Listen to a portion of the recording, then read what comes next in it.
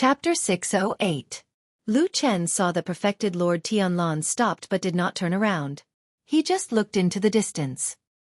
He looked in the direction of perfected Lord Tianlan's gaze, and saw that the sun had finally broken through the horizon in the distance. Its warm radiance dyed the sky red, bringing light and hope to the world. "It's daybreak," perfected Lord Tianlan suddenly said. Lu Chen nodded and said, "Yes, it's daybreak." Perfected Lord Tianlan stared at the rising sun and said, "Do you believe in the words of the devil cult?" "No." Lu Chen said, "If I believed in those nonsense, I wouldn't have done those things in the barren valley." Perfected Lord Tianlan nodded slowly and said, "You're right." At that time, the demons of the devil cult were only one step away from the true God's descent. So on the matter of the devil cult, even if I don't believe in anyone in the world, I will definitely believe in you. Lu Chen looked at him and perfected Lord Tianlan turned back, smiled at him and even patted Lu Chen's shoulder. There were some words that they should understand in their hearts, but they wouldn't say it out loud. For people at this level, in a sense, trust was often more important than ability. No matter what one's background, character, ability, or means, trust was the most difficult thing to obtain. Standing at the peak of the human race, deity stage perfected cultivators had seen through the superficial and fickle human affairs and the changes of the world. In the bloody battles with the devil cult over the years, mutual deceit and intrigue had become commonplace. They, who had to be on guard against the weapons stabbing from behind at all times, were the ones who valued and trusted the most. Perhaps it was because of this that perfected Lord Tianlan had always regarded Lu Chen with special respect. Only he had always believed that no matter how the world changed, only Lu Chen would always stand with him and would never conspire with the devil cult. "By the way," Supreme Lord Tianlan turned around and continued to walk forward. At the same time he said casually, "You've been in the devil cult for so many years. I heard that those evildoers are very good at brainwashing. Why are you still able to stay awake?" Lu Chen followed behind him. After a moment of silence he said, "You taught me." Perfected Lord Tianlan glanced at him before bursting into laughter. There seemed to be a hint of gratification and joy in his laughter. "With the three of us here, moving unhindered throughout the world is a small matter. In this world, there is not a single person who can contend against us. Even that bastard Tianlan has no choice but to lower his head." A slightly complacent voice came from the main hall of the Starry Hall. Of course, such rash and bold words could not be heard by too many people. Therefore, at this moment, there were only 3 people sitting in the Starry Hall. They were the 3 famous perfected lords of the divine transformation realm in Zhengxianmeng. They were the master of the Starry Hall, perfected Gu Yu, the master of the Heavenly Law Hall, perfected Tai Hu, and perfected Guang Bo. The one who was speaking now was perfected Guang Bo. He looked excited and expectant. Obviously, he was very proud of himself for organizing this secret alliance against perfected Lord Tianlan and the Fuyunji faction. He almost patted his chest and boasted. Compared to perfected Guang Bo's arrogance and complacency, perfected Gu Yu and perfected Tai Hu looked calmer. Among them, perfected Gu Yu pondered for a moment and looked at perfected Tai Hu. Then he asked, "You really can't persuade perfected Golden Dragon and perfected Flowing Cloud?" Immortal Guang Bo's expression froze. Immortal Tiehu, who was sitting beside him, continued, "Yes, I've talked to the 2 of them in private. Immortal Golden Dragon said that he's old and probably doesn't have much time left, so he doesn't want to be involved in these matters.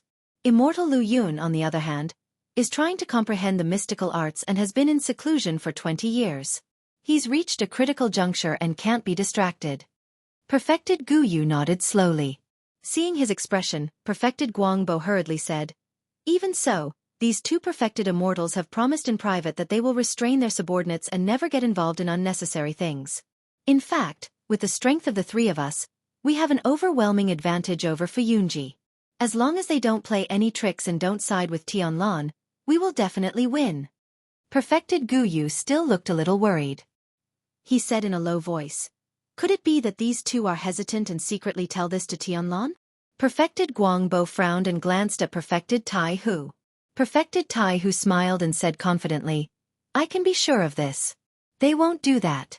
Based on their temperament, they can easily find an excuse to make it hard to distinguish the truth from the lies. But if there is a conflict, they will most likely sit on the mountain and watch the tigers fight. After that, we will give them some small benefits and they will naturally leave." Perfected Gu Yu clapped his hands and said with a smile, "Brother Tai, who is indeed astute. Everything is under control. Since this is the case, let's do it." Tai Hu smiled and Perfected Guangbo was very happy. He clapped his hands and said, "That's right. When the time comes, we will get rid of those ambitious people and clear up the universe. When the righteous return to peace, it will be a blessing for all people. A blessing for all people." Perfected Gu Yu silently repeated these words in his heart. He was a little speechless, but he did not show it on his face. He still smiled and applauded Perfected Guangbo's bold words. Then, as if he suddenly thought of something, he frowned and said, "Speaking of which, since we are going to do such a big thing, we should have a name. Since we are an alliance, we should also have a person to take charge of the overall situation, give orders and judge the situation. Only then can we unify the command and achieve great things." As soon as he said this, Perfected Tai Hu and Perfected Guangbo nodded in agreement, but neither of them said anything after that. Gu Yu, true monarch, frowned, and after a while said to the two, "I think this alliance can be called Heaven Breaker. As for the responsibility of being the leader, I am willing to be your assistant, and run errands everywhere. I will not shirk." "Very good, very good. Brother Gu Yu deserves it. You deserve it." The two people opposite him nodded and looked at each other with a smile. But other than that, no one was willing to say a word more. But the meaning in the silence seemed to be obvious. "Choose me. Choose me."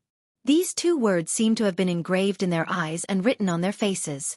Everyone knew that once they were in charge, they would have great power in their hands.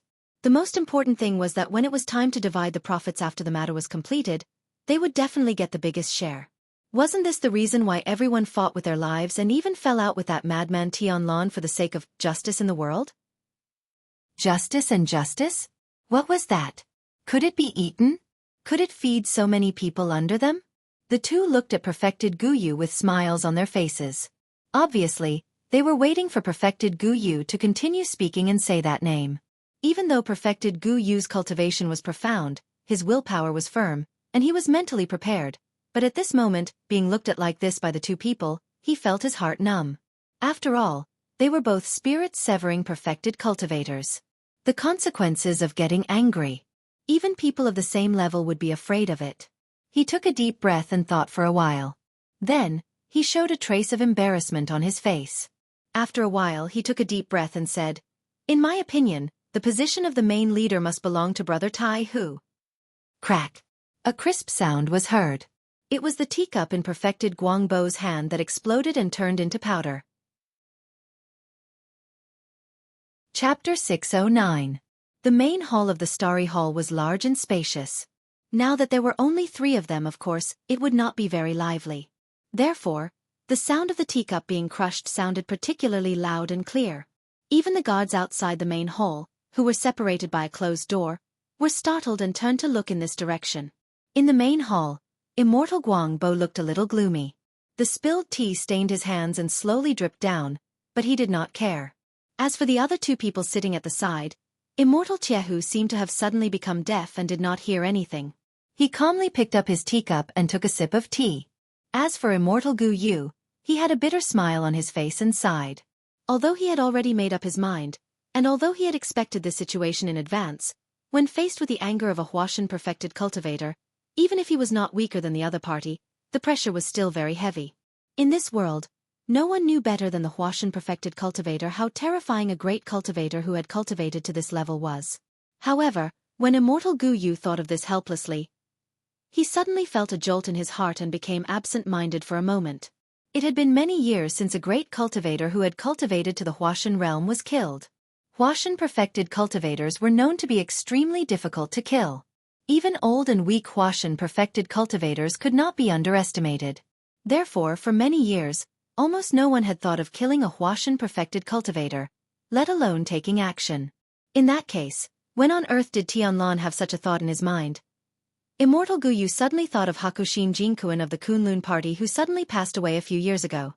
For a 1,000-year-old sect like the Kunlun party, some things were destined to be hidden forever, and outsiders would never know the truth.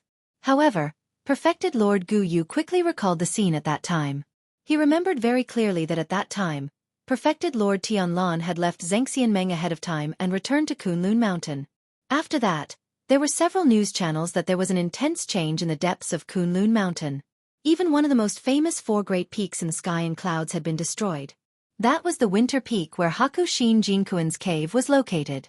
All these thoughts flashed through Gu Yu's mind in an instant. He thought about everything that had happened and felt a slight chill in his heart. However, after a short while, he temporarily suppressed those distracting thoughts, and a smile appeared on his face again as he faced the seemingly thorny problem in front of him. Immortal Guangbo looked very angry, annoyed, and furious. He seemed to be about to explode.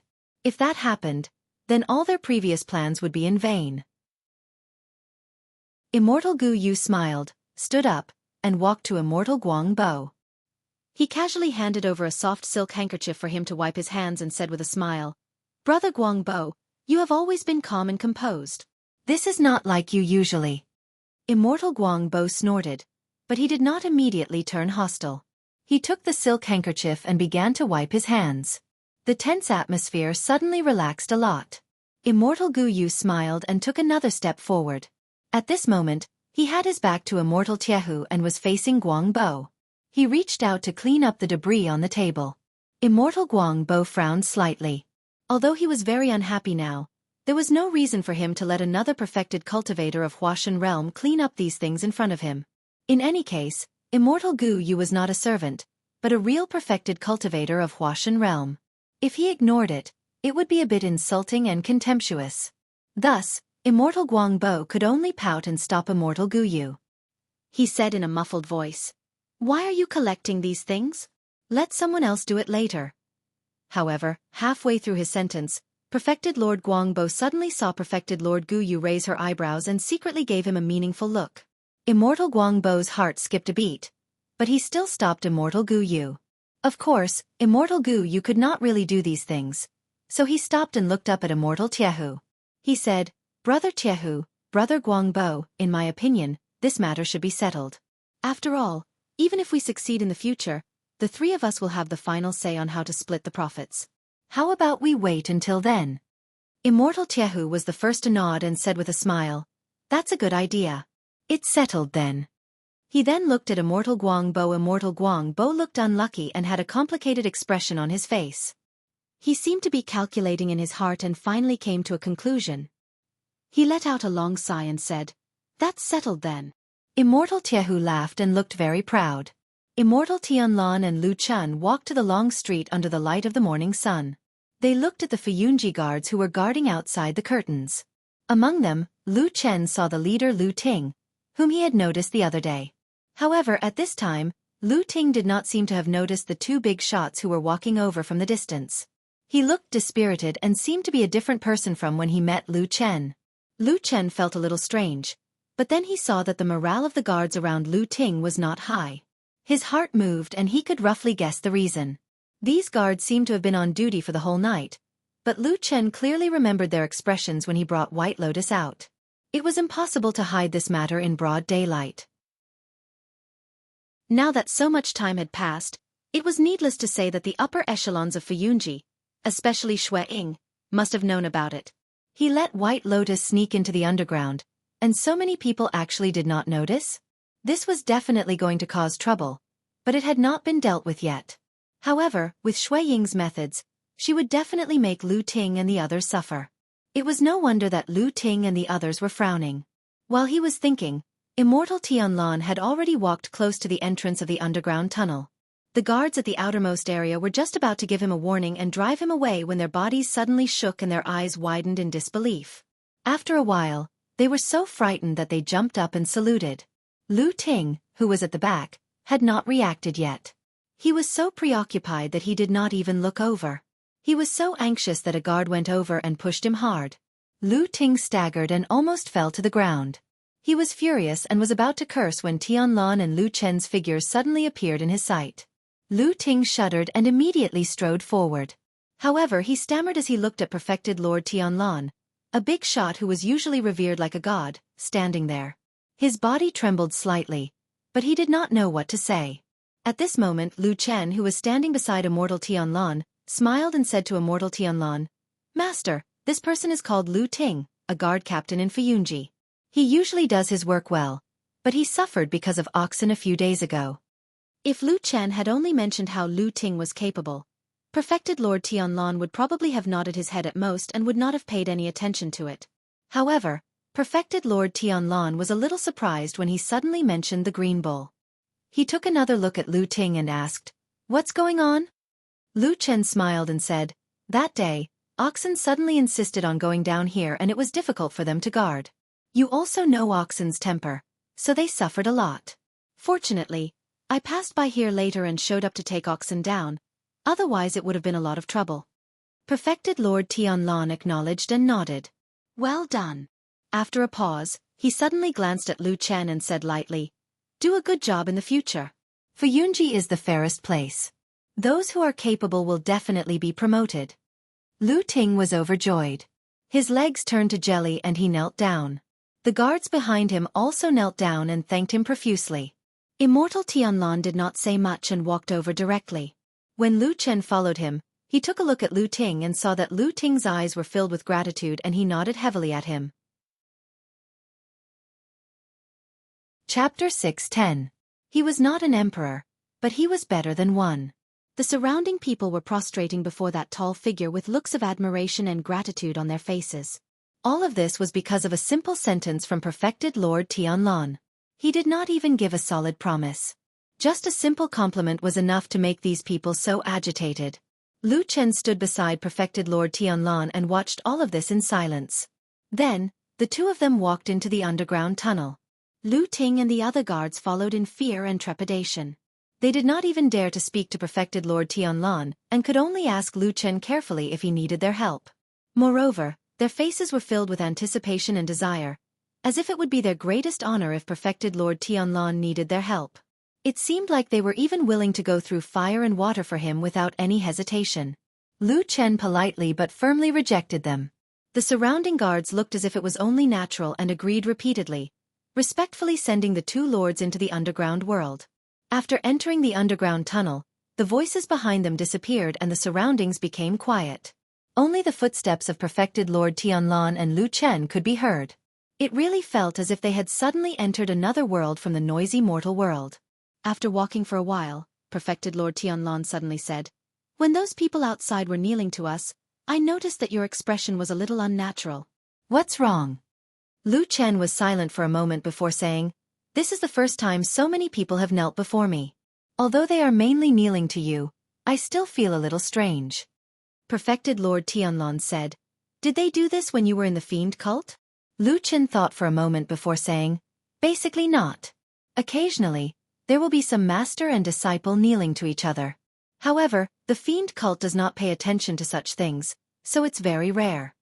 Perfected Lord Tianlan was silent for a moment before saying, "You should know that I didn't ask them to kneel to me. Those people outside all wanted to kneel on their own, or when someone took the lead, everyone followed suit." Lu Chen nodded. "I understand." After saying that, he paused for a moment before smiling as if he was mocking himself. "Actually, I've also knelt to you before. Speaking of which, I'm not qualified to laugh at them. Those people are all small fries. Humans are born with a mentality of looking up to the strong." Perfected Lord Tianlan said calmly, "Too many people have always admired and looked up to the high and mighty experts, thinking that they are omnipotent. It's as if there's a dazzling brilliance around those experts no matter how you look at them. They've reduced themselves to dust and become ants." He looked at Lu Chen and said, "Do you think I'm right?" He looked at Lu Chen and said, "Do you think what I said makes sense?" Perfected Lord Tianlan replied, "Of course, there will always be some ambitious elites. However, what do you think if I say that most mortals are like that?" Perfected Lord Tianlan smiled and patted Lu Chen's shoulder with a gentle expression and gaze. "You're different from them. Don't be like this." Perfected Lord Tianlan smiled and patted Lu Chen's shoulder with a gentle expression and gaze. "You're different from them. Don't be like this." The red light of the blood moon had become somewhat familiar to Lu Chen. Therefore, when the light landed on him again, he even felt an inexplicable sense of intimacy. Of course, he was soon reminded of the many things that had happened in the underworld, those unpleasant memories, and his good mood was gone at once. Perfected Lord Tianlan looked up at the blood moon in the sky, and narrowed his eyes as if he was observing something. After a while he said to Lu Chen, "Bring me to the place where the accident happened." Lu Chen nodded and led him forward. Although he still hadn't figured out the secret of the underground cave and the strange blood moon in the sky, as well as what exactly perfected Lord Tianlan wanted to do underground with the Starry Hall, it was obvious that this bald perfected lord was very concerned about this place and attached great importance to it. It was not easy to find a place or thing that could make perfected Lord Tianlan come to check immediately after hearing it. The blood-red light sprinkled on them and their footsteps echoed in the empty street. The walls and doors of the big houses seemed to be stained with blood, giving off an inexplicable sense of mournfulness. Walking in this kind of place really had the illusion of walking in hell, making people feel very uncomfortable. However, perfected Lord Tianlan and Lu Chen didn't show any discomfort on their faces. Perhaps this discomfort was nothing to them. Lu Chen had been paying attention to the surroundings while walking. The strange red mist that had floated in the air earlier was gone now, and so was the smell of blood in the air. There seemed to be no trace of what happened that day, as if it were a dream. Now, he could only go to the courtyard where the incident took place to see if there were any traces left behind. Of course, Lu Chen wouldn't suspect that his eyes were playing tricks on him or that his memory was playing tricks on him. He remembered the scene that day very clearly, including the bloody man who fell to the ground. After walking through the long street, they came to a house near the strange statue in the center of the city. Lu Chen pointed at the door and said to perfected Lord Tianlan, "I found White Lotus in the backyard inside." Perfected Lord Tianlan nodded but didn't enter the house immediately. Instead, he looked at the terrain here first and then suddenly looked back at the huge statue that ran through the whole underground cave not far away. Then, he seemed to frown inadvertently. After a while he said to Lu Chen, "Let's go in and have a look." Lu Chen agreed and followed him in. A gust of wind blew in from somewhere in the underground city and swept over their heads. Almost at the same time, they smelled the faint smell of blood in the wind. Perfected Lord Tianlan didn't notice it at all. With his hands behind his back and his wide robe sleeves fluttering slightly, he walked along the corridor into the backyard. Lu Chen followed him. When they walked into the backyard, a glaring and cruel red color was imprinted in their eyes. It was indeed the place that looked like a shuraba that day. Although the once scarlet blood no longer flowed and most of it had dried up and solidified, the ground, walls, and corners of the yard could still be seen with dark red bloodstains everywhere, revealing a tragic and mournful aura. Lu Chen frowned slightly and glanced at perfected Lord Tianlan. The perfected lord of the divine transformation realm looked calm, as if everything in front of him was no different from ordinary flowers, birds, fishes, insects, or scenery. His eyes swept over everything here calmly. Not long after, they suddenly stopped at a spot in the middle of the yard. Lu Chen followed his gaze and found that there were only a few bloodstains connected together. They looked a little scary, but other than that, there was nothing unusual. But very quickly, Lu Chen seemed to have thought of something, and his expression changed slightly. At this time, perfected Lord Tianlan had already walked over. When he was about 4 or 5 feet away from that spot, he suddenly waved his sleeves and a gust of wind swept past.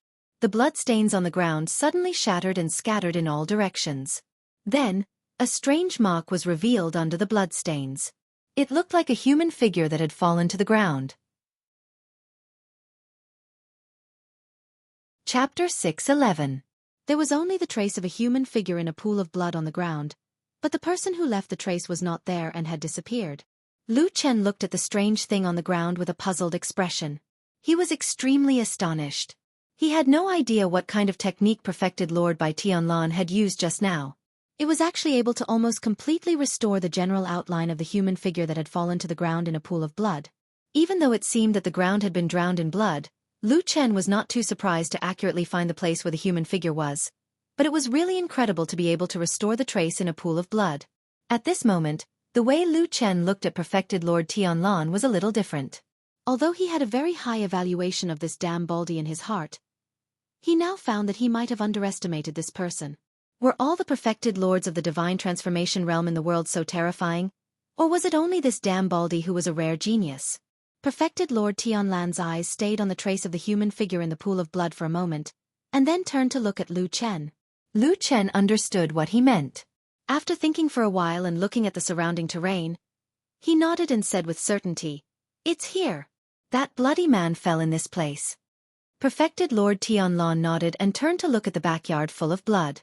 As his eyes slowly swept across, he suddenly asked Lu Chen, "You said that when you first came here to find White Lotus, you met that bloody man who was covered in blood, but his spiritual power was very strong?" Yes, Lu Chen said, "At least at the level of Yuanying realm perfected being." Perfected Lord Tianlong looked at him and said, "Then you knocked him down?" Lu Chen's heart suddenly skipped a beat, but he did not hesitate and said, "That person seemed to have lost his mind and was like a walking corpse. He had strength but could not be used, so he was not a strong enemy." Perfected Lord Tianlong said calmly, "You didn't fight him for 300 rounds. Judging from your tone, you probably defeated that strange person in a short time. Even if it was Perfected Yuanying who had lost his mind, it would be difficult for him to do that." He nodded and said, "You're even stronger than I imagined. However, I'm a little curious. Just what kind of Dao technique and divine ability did you use to be able to do this?" Lu Chen's heartbeat slowly sped up. He felt as if there were prickles on his back. A shivering feeling flashed through his mind. The tall figure looked like a tall mountain, looking down at him from above. There seemed to be a fork in the road in front of him. He didn't know what the future held, but he subconsciously felt a faint aura of death in front of him. The choice could only be made in an instant. How should he answer? Perfected Lord Tianlong looked at Lu Chen with a calm expression. No one could tell what he was thinking at the moment. Perhaps, he was just asking out of curiosity. He did not have to wait for too long because Lu Chen quickly met his gaze. There seemed to be some hesitation in his expression, but in the end he still said, "It's a secret technique of the Devil Sect." "It's a secret technique of the Devil Sect. I learned it from Yun Shouyang," Lu Chen said. "It's evil and vicious, but very useful." The atmosphere in the courtyard seemed to have cooled down for a moment. No one spoke, and the surroundings were silent. Coupled with the bloodstains all over the ground, it was mournful and tragic. It looked really lifeless, like a ghost town. Perfected Lord Tianlong looked at his disciple quietly with a deep gaze. There seemed to be some complicated emotions in his eyes. Lu Chen, on the other hand, stood in front of him, calm and unperturbed, without the slightest hint of fear. After a long while, Perfected Lord Tianlong sighed softly and broke the atmosphere that was about to freeze. "Have you thought about the consequences of using such a method?" There was no one else here at that time. The only person, White Lotus, was also restricted, Lu Chen said. "I won't use it when there are outsiders around." Perfected Lord Tianlong still seemed to be a little worried. He frowned and said, "You have many other choices. It would be better if you could completely not use these unorthodox methods." "I don't have any stronger methods." Lu Chen looked into his eyes and said, "I thought you should remember that I was still a child when I was sent to the Devil's Sect. You only taught me patience and unwavering faith. I learned most of the techniques in the Devil's Sect." Perfected Lord Tianlong suddenly stopped talking. He pursed his lips slightly and his gaze became increasingly distant as he stared at Lu Chen. It was as if in that instant, the radiance in his eyes had already penetrated the person's bones and flesh and seen through his heart. Lu Chen, on the other hand, was still standing there. After a while, he flipped his hand, and a black dagger appeared in his hand. It was short, sharp, and carried a cold and icy killing intent. Perfected Lord Tianlong's gaze fell on the black dagger. Lu Chen said, "I used it to stab Yun Shouyang's back and then destroyed the god-subduing incantation formation." After saying that, he flicked his wrist and the black dagger suddenly flew up. It wasn't fast, but it flew straight toward Supreme Lord Tianlong. However, when it was still around 2 feet away from Perfected Lord Tianlong, the black dagger abruptly paused in mid-air and remained motionless. From the beginning to the end, Perfected Lord Tianlong did not look at the black dagger at all. His gaze was always on Lu Chen's face. He was like an unreachable peak with a natural coldness. He did not care about the ants in the world and only cared about the boundless blue sky above his head. Perhaps the only dream and goal of a peak was to chase or even break through that sky. However, the person in front of him was not an ant in his heart. He was his disciple. Perfected Lord Tianlong stared at Lu Chen. Although he did not say anything, the invisible pressure was already as heavy as a mountain, making it difficult for Lu Chen to breathe. As time passed, the silence seemed to be increasing the burden and he was gradually unable to bear it. Fortunately, at this moment, Perfected Lord Tianlong broke the silence again. He said to Lu Chen, "The demonic techniques of the devil's sect confuse one's Tao heart and harm one's foundation. From now on, don't use them anymore." Lu Chen was slightly relieved. However, before he could truly heave a sigh of relief, Perfected Lord Tianlan suddenly took a step forward and stretched out a hand, flicking out a finger. Ding! His finger flicked the edge of the black dagger. In an instant, several cracks suddenly appeared on the dark killing weapon and spread wildly. In the blink of an eye, after a muffled sound, the black dagger suddenly turned into countless tiny fragments and fell to the ground, turning into dust. Lu Chen's body shook violently. Suddenly, he let out a muffled groan and a green aura flashed across his face. Then, he suddenly covered his chest with his hand and took 2 steps back. Immediately after, he spat out a mouthful of blood. He seemed to have suffered a heavy injury and almost knelt on the ground. At the same time, Perfected Lord Tianlan's figure appeared beside him like a ghost. He placed a palm on his back and a pure, righteous and warm power that was like the morning sun surged into Lu Chen's body, suppressing all the evil power that was about to explode in his body. His deep and thick voice echoed in Lu Chen's ears. "It's my negligence. From today on, you will follow me to practice Tao techniques. I will teach you the magical power of the word, heaven." Chapter 6:12. Most people in the world would probably be extremely moved and excited when they heard Perfected Lord Tianlan's promise. Lu Chen gritted his teeth with a pained expression on his face. He was enduring the backlash from the destruction of the black sword that he had cultivated with his life. His facial expression did not show any of this. However, his mood was still fluctuating, although not that strong. Since when did he start to distrust this divine transformation stage Perfected Lord who had raised him and taught him to be an adult? Lu Chen clearly remembered that many years ago when he was still young, his trust in this person was extremely firm and his belief in him was indestructible. If not for this, he would not have been able to survive those difficult days in the devil cult. Because during that period of time, apart from the physical fights, it was actually more of a mental torture. A person's trust could be pure, but if there was the slightest suspicion at the beginning, even if it was just a small crack, it would quietly and slowly expand, and one would think of many things that one would not care about or think about in the past. Just like the words he had just said about his teacher's kindness, words that were enough to make one shed tears of gratitude.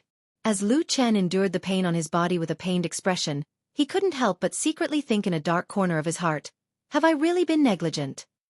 Even if he really had countless important things to do and plans for his only personal disciple, would he really neglect to teach his disciple?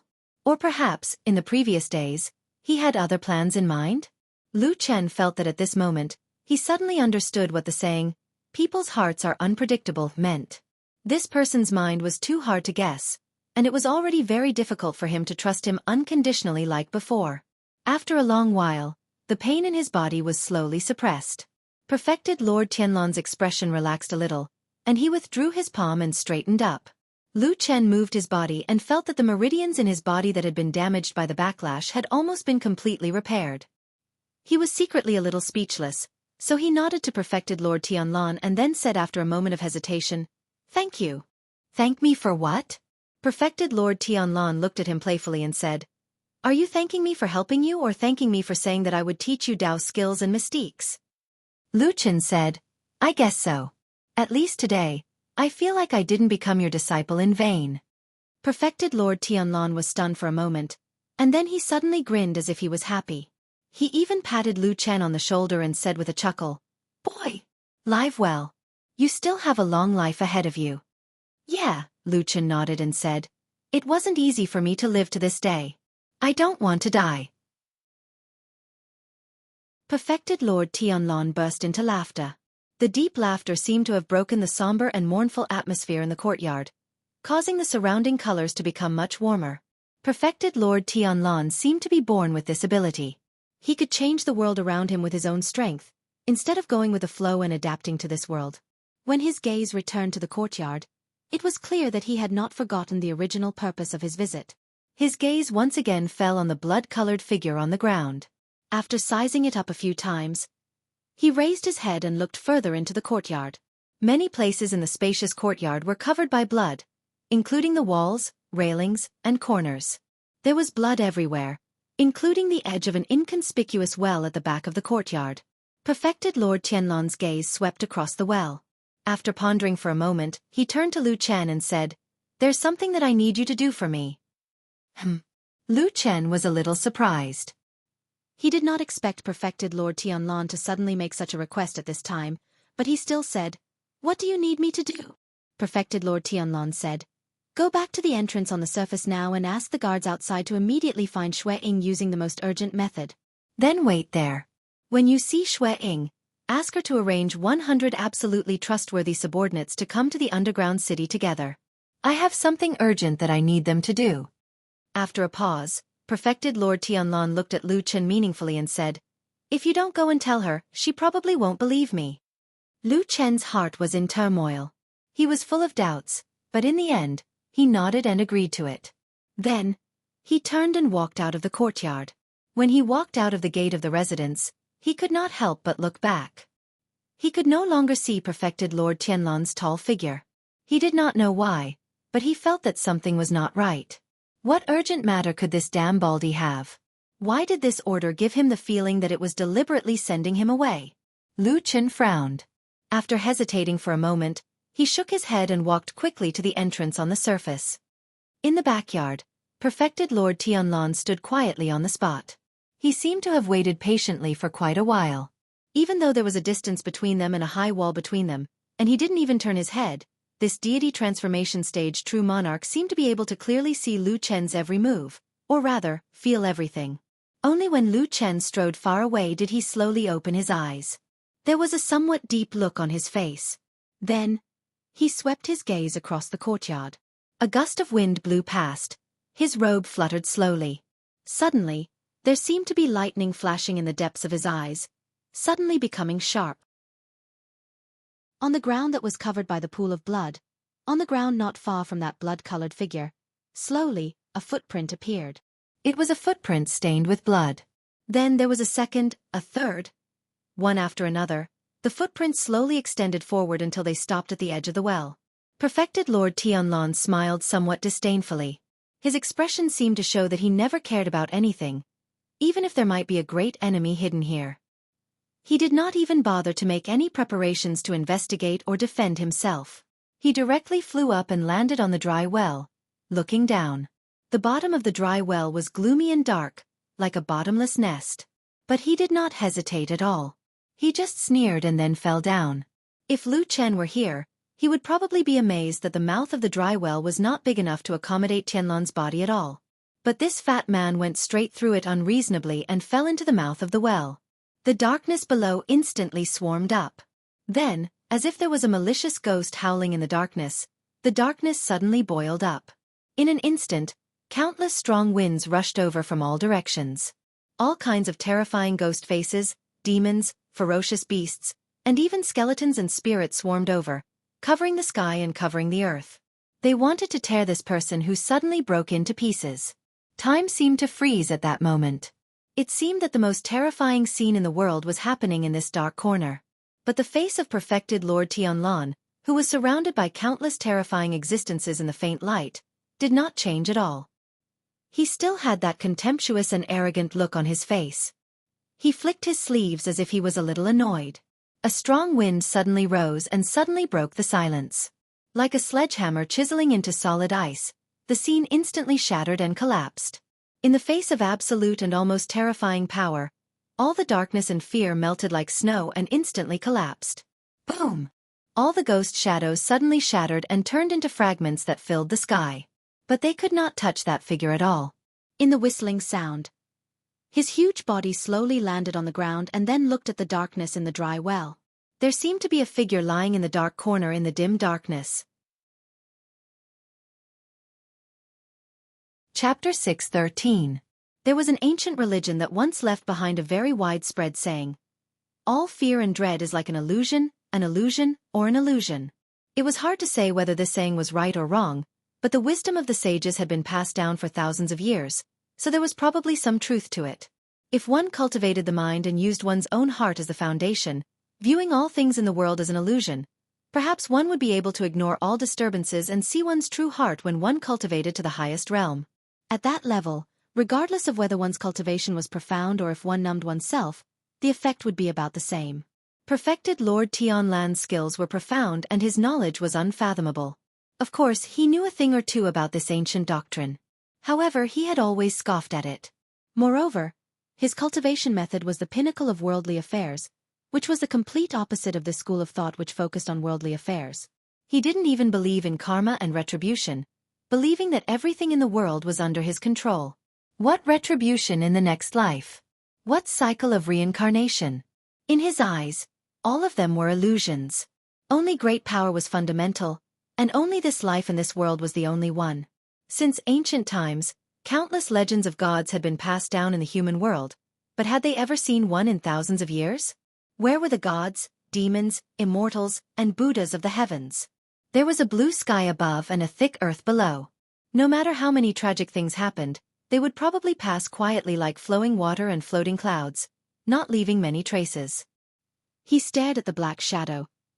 His heart suddenly filled with a rare feeling.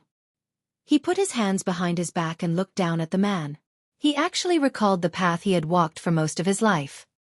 He then smiled, without the slightest bit of regret. The shadow in the darkness trembled slightly, like a person on the verge of death subconsciously twitching. Perfected Lord Tianlan looked at him with a calm expression and said, "We meet again." His deep voice echoed in the dark dry well, deep and vaguely carrying a strange power, causing the shadow to tremble again. Then, a strange red light suddenly flashed in the darkness, like the angry eyes of a fierce beast about to bleed. However, Perfected Lord Tianlan didn't care about it at all. He seemed to always be high and mighty, and nothing could affect his mind, not even his basic emotions. He even took a few steps forward and stood beside the human silhouette in the darkness. He touched the body of the black figure with his foot. The figure turned over and rolled on the ground. Supreme Lord Tianlan let out a sigh and casually sat down on the ground.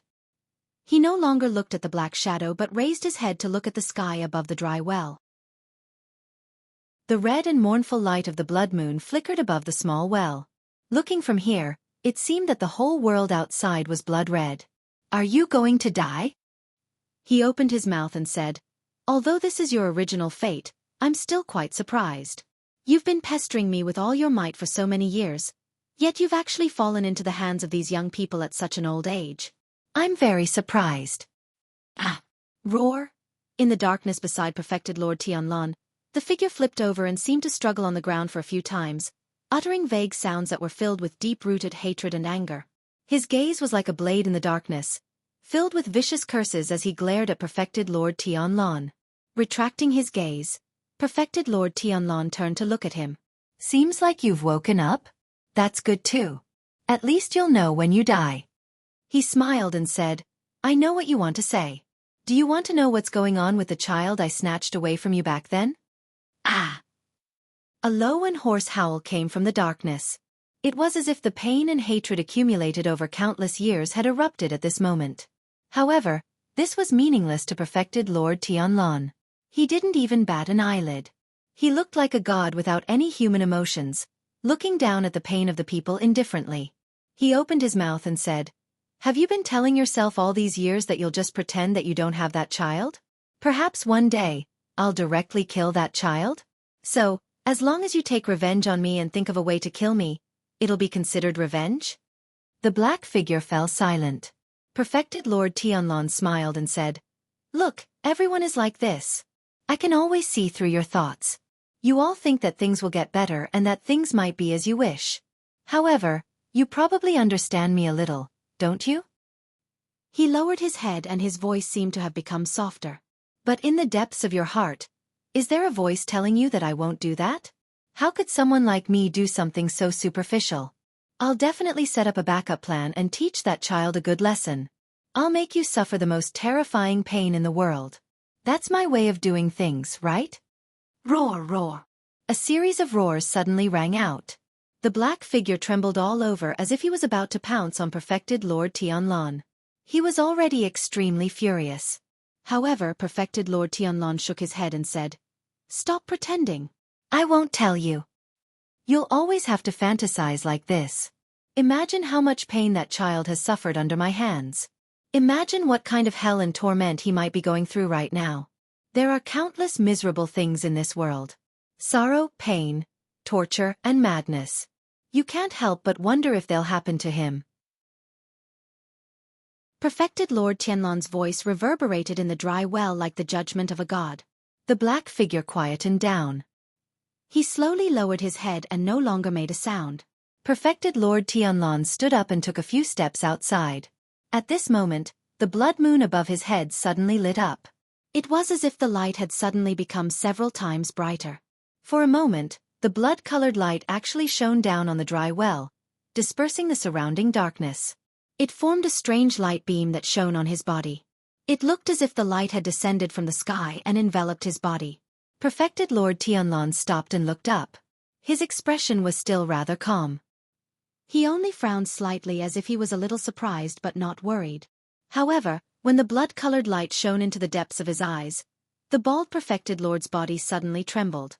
Then, a look of confusion slowly appeared on his face. At this moment, a shrill howl suddenly rang out in the darkness of the dry well. Countless ghosts and spirits that had long dissipated appeared again and pounced on Perfected Lord Tianlan from all directions. Among the thousands of mournful shadows, one particularly resolute figure charged over with an aura of death, wanting to perish together with this person. Perfected Lord Tianlan's eyes suddenly seemed to be lit up with two balls of scorching golden flames, as if two suns were rising. At the same time, the blood moon in the sky that had never changed suddenly dimmed a little at this moment. In the next moment, Perfected Lord Tianlan's body shone brightly like a blazing sun. He looked down at the weak darkness and pitiful ants in disdain. Majestic and invincible, he spread out in all directions. Chapter 6:14. Lu Chen stood at the entrance of the tunnel, frowning slightly as he looked at the long street in front of him. The number of people on the street had gradually increased, but he still hadn't seen Shui Ying's figure. He raised his head to look at the sky, feeling an inexplicable anxiety in his heart. Right now, Perfected Lord Tianlan was alone in the mysterious underground cave. This made Lu Chen feel a rare sense of impatience. He really wanted to turn around and return to the underground cave to see what Perfected Lord Tianlan was doing. Of course, he wasn't worried about the damned Baldy's safety. Although it sounded like he was a little unfilial as a disciple, sometimes Lu Chen would be surprised to find that his confidence in his master, who always had complicated emotions, was firmer than most people in this world. There probably wasn't anyone in this world who could assassinate that damned Baldy, right? If there really was such a powerful person, Lu Chen would probably even applaud in amazement. However, from his previous words and actions, Lu Chen clearly felt that the damned Baldy probably had some secret that he didn't want him to know, so he deliberately sent him away. What was that secret? Was it related to that underground city, or to that mysterious missing bloody man? Lu Chen had thousands of questions in his heart, but he still stood there rationally, waiting for Shui Ying's arrival. The leader of the guards at the cave entrance, Lu Ting, was also standing next to Lu Chen.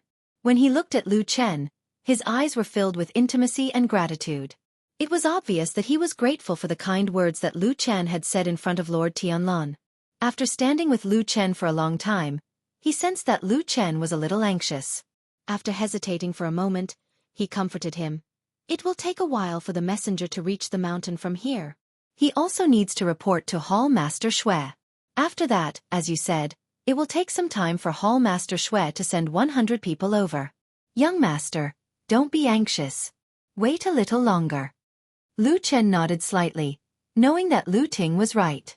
In fact, he had deliberately confused Lord Tianlan's intentions when he sent the message just now. According to the damned Baldy's original intention, he probably wanted Shui Ying to come over first, then let Lu Chen personally tell her to send people, and then enter the underground together. All sorts of delays and wasting time would take a long time even with Fu Yunji's usual efficiency. Lu Chen didn't believe that Perfected Lord Tianlan had said something wrong or that he hadn't thought of these things. Even if everyone in the world went crazy, he felt that the last person left with a clear mind would be the dead Baldy. Therefore, it was obvious that this guy was deliberately delaying so that Lu Chen and Shui Ying would come over later. What was he planning to do alone in the underground city, in that house full of bloodstains? Lu Chen didn't know, but Lu Chen was very anxious. He felt a faint uneasiness in his heart, as if he had missed something important, or something big was about to happen. However, it was as if he was separated by a high wall, unable to see or hear anything. Time was still passing bit by bit. Although Lu Chen's face hadn't reached the point where he would lose his composure in anger, his expression had already become gloomy. Fortunately, at this moment Lu Ting, who was beside him, suddenly exclaimed in surprise, then pointed to the sky and said, "Young master, Hallmaster Shui and the others are here." Shuiying had indeed come. Just as Lu Chen's rumor had requested, a team of 100 people had come with her. Each of them looked taciturn, but their auras were deep and powerful. Needless to say, they were definitely the most reliable and powerful elite troops in Fuyunji. When this group of people arrived, the guards guarding the tunnel entrance were immediately intimidated. One by one, they retreated, some of them even pressing their backs against the wall. These elites were obviously very experienced. In an instant, several of them surrounded the entrance of the tunnel, guarding the most important throat area. Shuiying walked in front of Lu Chen and glanced at him. Even though Lu Chen had been on bad terms with her recently, he couldn't help but admire this woman's ability to handle matters. For so many years, she had always been the #1 confidant of Lord Tianlan, and was known as the most powerful woman on Mount Tianlong. There was indeed a reason why she was called the most powerful woman on Mount Tianlong. However, this was obviously not the time to praise, flatter, or get close to him. Lu Chen pulled Shuiying to the side and used the simplest words to describe what had happened. "In the end," he said, "that's what happened. I'm just passing on master's words. I'll have to trouble you." Shuiying nodded. Her face didn't show any displeasure at being ordered around by Lu Chen. She only said calmly, "You did the right thing. Now that everyone is here, shall we go down now?" Lu Chen had been in a hurry to return to the underground city, but when the time came, he subconsciously hesitated. However, he quickly nodded and said, "All right, follow me." 5 of the elite troops stayed behind to guard the exit, while the rest followed Lu Chen and Shuiying into the underground. This caused the expressions of Lu Ting and the other guards to turn ugly. Some of them even looked angry. However, Shuiying ignored them, and Lu Chen didn't say anything. He understood what Shuiying was thinking. Currently, the 3 most important and powerful people in Fuyunji's faction had all entered a dangerous place, and it just so happened that there was only one exit. Therefore, the importance of guarding this place became obvious. This had nothing to do with trust, it was just a necessary guarantee. Along the way, Lu Chen and Shuiying quickly saw the blood moon, as well as the blood-colored moonlight that was everywhere in the underground cave. Just as Lu Chen called out to Shuiying and pointed in the direction of the house, he was about to walk in that direction when suddenly, the ground of the underground cave shook violently. This vibration was extremely strong, to the point where even these elites with cultivation were almost thrown off their feet when they were unprepared. The surrounding stone walls and stone domes buzzed, and many shattered stones fell down. In an instant, everyone's expression changed. This scene looked too similar to an earthquake. There was a limit to one's strength. No matter how strong one's cultivation was, if they really encountered a natural disaster, they would be helpless. At that moment, countless people had the thought that the heavens wanted Fuyunji to die. Fortunately, it seemed that the heavens still wanted to give the damned Baldy some face. The shaking only lasted for a while before it calmed down. The falling stones also gradually stopped. While everyone was still in shock, before anyone could say anything, a dazzling beam of light suddenly burst forth from the center of the empty underground city in front of them. It was as if the sun had exploded, forcing back the blood moon's radiance that filled the sky.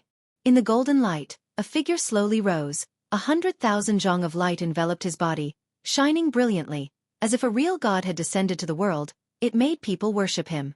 Around Lu Chen, there were people who became excited. However, when he looked at the light in shock, looking at the damned Baldy in the light who was displaying his power like a miracle, he suddenly faintly saw that at the end of the light, behind the glory, a dark shadow flickered in the light. Like a person quietly waving his hand, but also like a desperate struggle. Then it dissipated in the brilliant light, turning into nothingness and ashes. Lu Chen stared blankly at the scene in the distance. He was at a loss, but he suddenly felt a pain in his heart. He did not know where it came from. Chapter 6:15.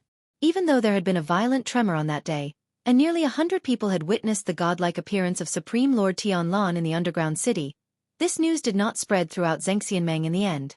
This was not an easy task for Zhengxianmeng, which was already like a sieve, because both Supreme Lord Tianlan and Shuiying had given the order to keep it a secret after the incident. This also proved that the 100 people that Xueying had brought with her this time were reliable enough, and no one had leaked the news to the outside world. However, although outsiders did not know the specifics of what had happened, it did not mean that no one had noticed anything strange. In the true Immortal Alliance, which was the world's largest Vanity Fair of intrigue, spying on each other and infiltrating each other were common occurrences. Even the guards at the entrance of the tunnel were actually spied on by some unknown people both openly and secretly. Needless to say, Xueying had suddenly gathered her elite subordinates, and there were quite a few of them. This was a huge commotion, and it immediately alarmed many people and forces, causing them to pay attention to this place.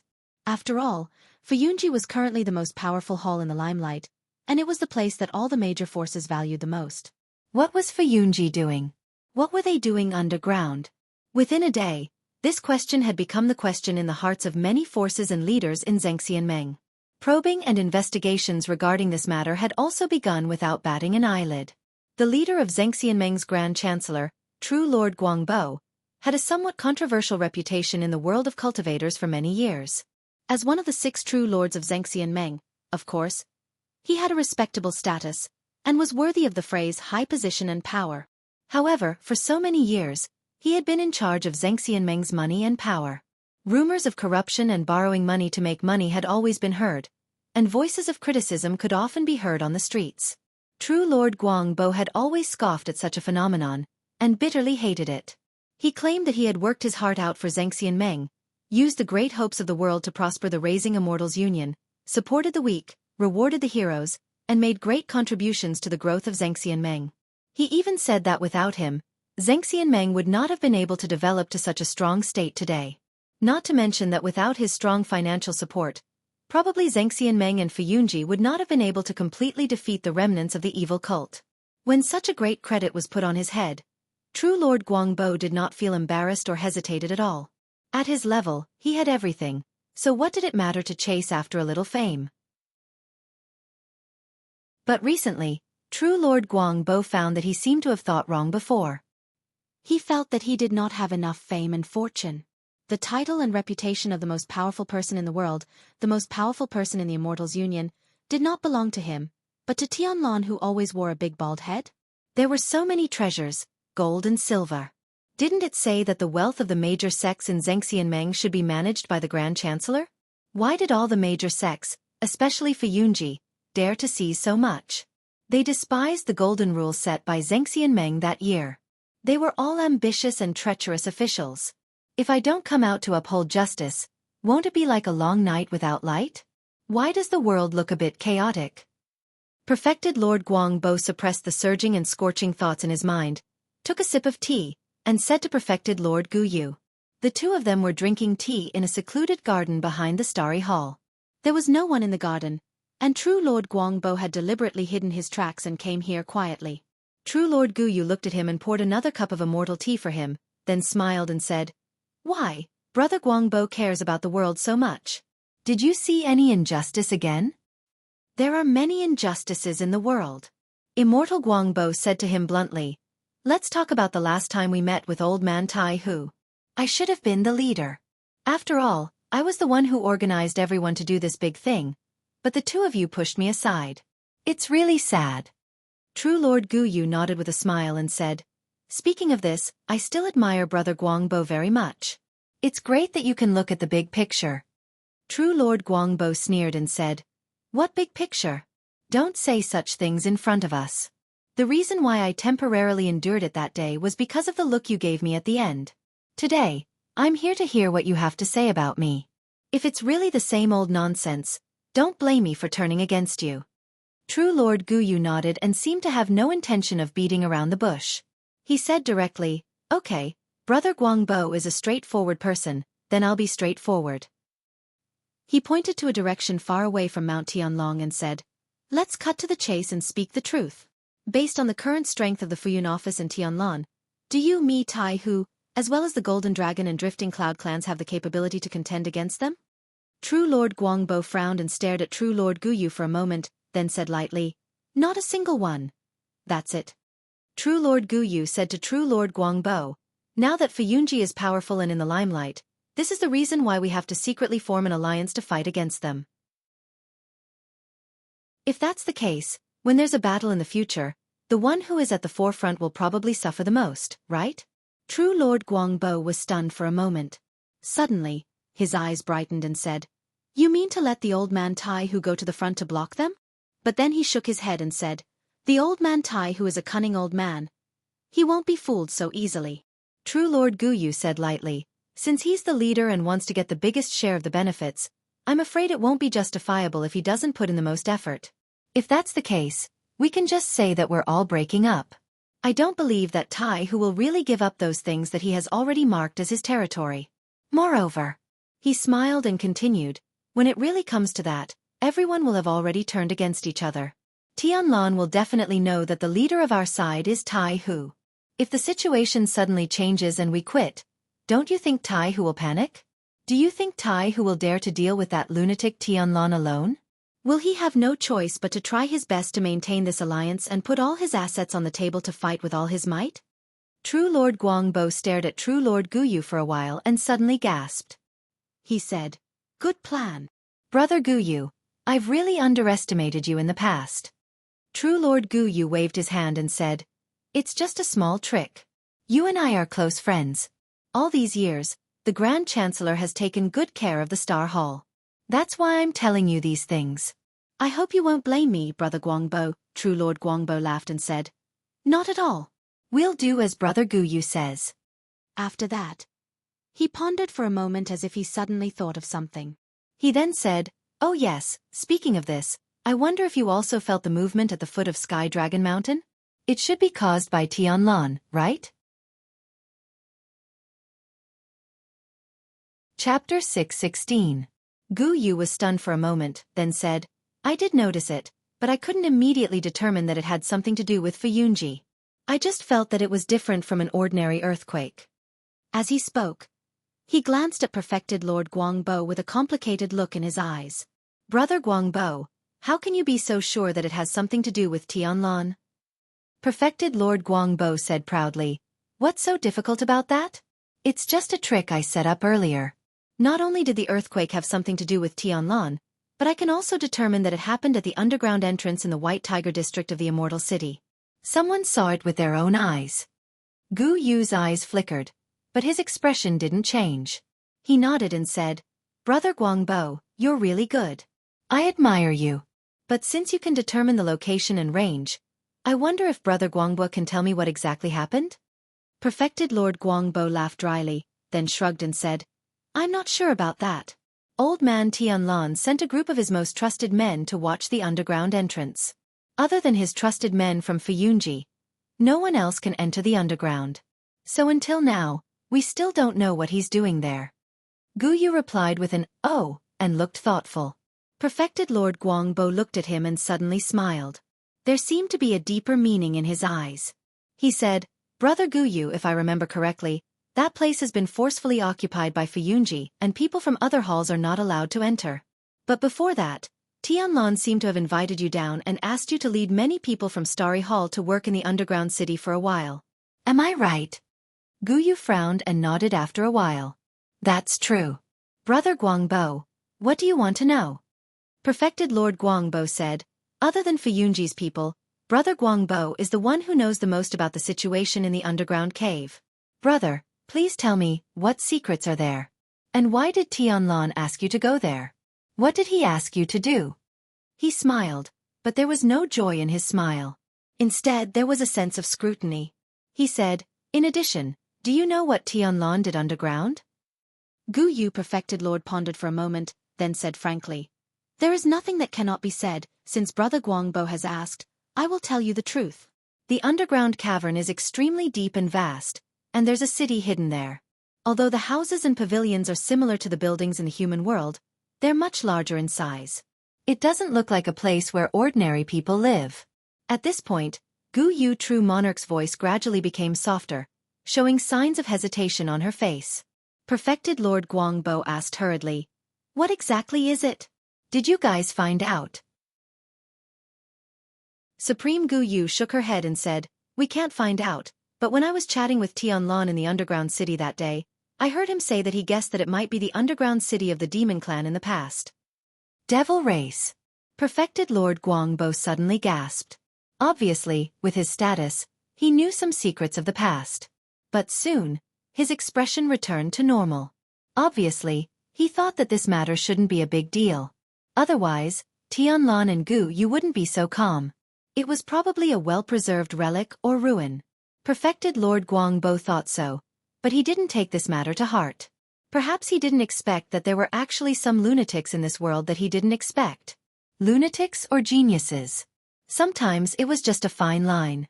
Perfected Lord Guangbo threw the irrelevant matters of the demon clan to the back of his mind, and asked Gu Yu, true monarch, what he was more concerned about.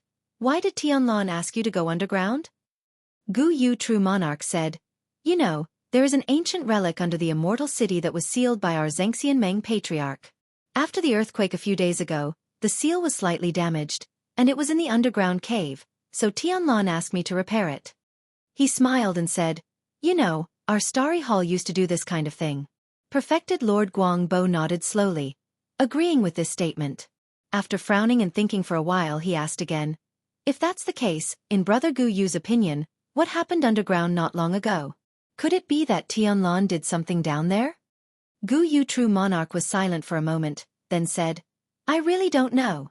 You know, there was some discord between me and Tianlan a few days ago.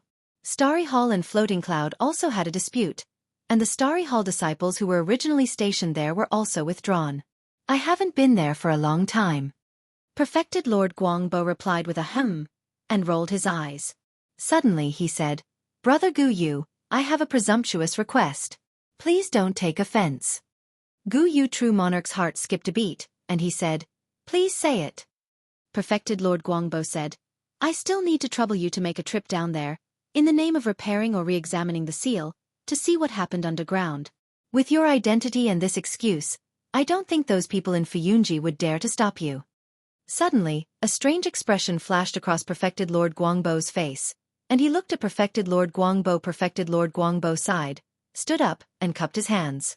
He said, This is an important matter, and we have to be cautious. Although this matter will affect Brother Gu Yu's reputation, for the sake of our alliance, please make a trip. It's best if there are no more accidents. Perfected Lord Guangbo stared at him for a long time, and in the end, he suddenly smiled bitterly, and there seemed to be an indescribable expression on his face. In the end he nodded and said, I understand. Since Brother Guangbo has said so, I won't refuse. I'll make this trip. Perfected Lord Guangbo was overjoyed, and said with a smile, Thank you, thank you. After coming out of the underground city, the people in Fuyunji quickly dispersed. After Xue Ying asked for Perfected Lord Tianlan's instructions, she also left with her people. Although it seemed that they had made a wasted trip, no one had any complaints. Everyone knew that Perfected Lord Tianlan must be doing something extremely important. What kind of big event could it be? No one in Fuyunji, including Xue Ying, asked any questions. If Perfected Lord Tianlan didn't say anything, it meant that they didn't need to know. After so many years they were already used to this. However, there was another person in the crowd who wasn't so numb. He was full of doubts and curiosity about what happened when Perfected Lord Tianlan was alone underground. He really wanted to know what had happened. He was Lu Chen. Actually, when he walked into the main hall of Kunlun, Lu Chen also had some doubts. He didn't understand the unusually strong emotional impulse he had this time, but no matter what, he still wanted to ask that damn Baldy what had happened in that light. After all, he and Tianlan came here together, so he felt that he should know something. When he walked into the hall, he saw Perfected Lord Tianlan sitting on his lotus throne, which was rarely seen. Even from such a distance, he could feel that the person on the throne was staring at him with bright eyes, as if waiting for something. Chapter 6:17. Perfected Lord Tianlan watched as Lu Chen walked in. He did not say anything, nor did he say anything. He just sat quietly on the lotus throne. He wasn't sitting in an upright and dignified manner.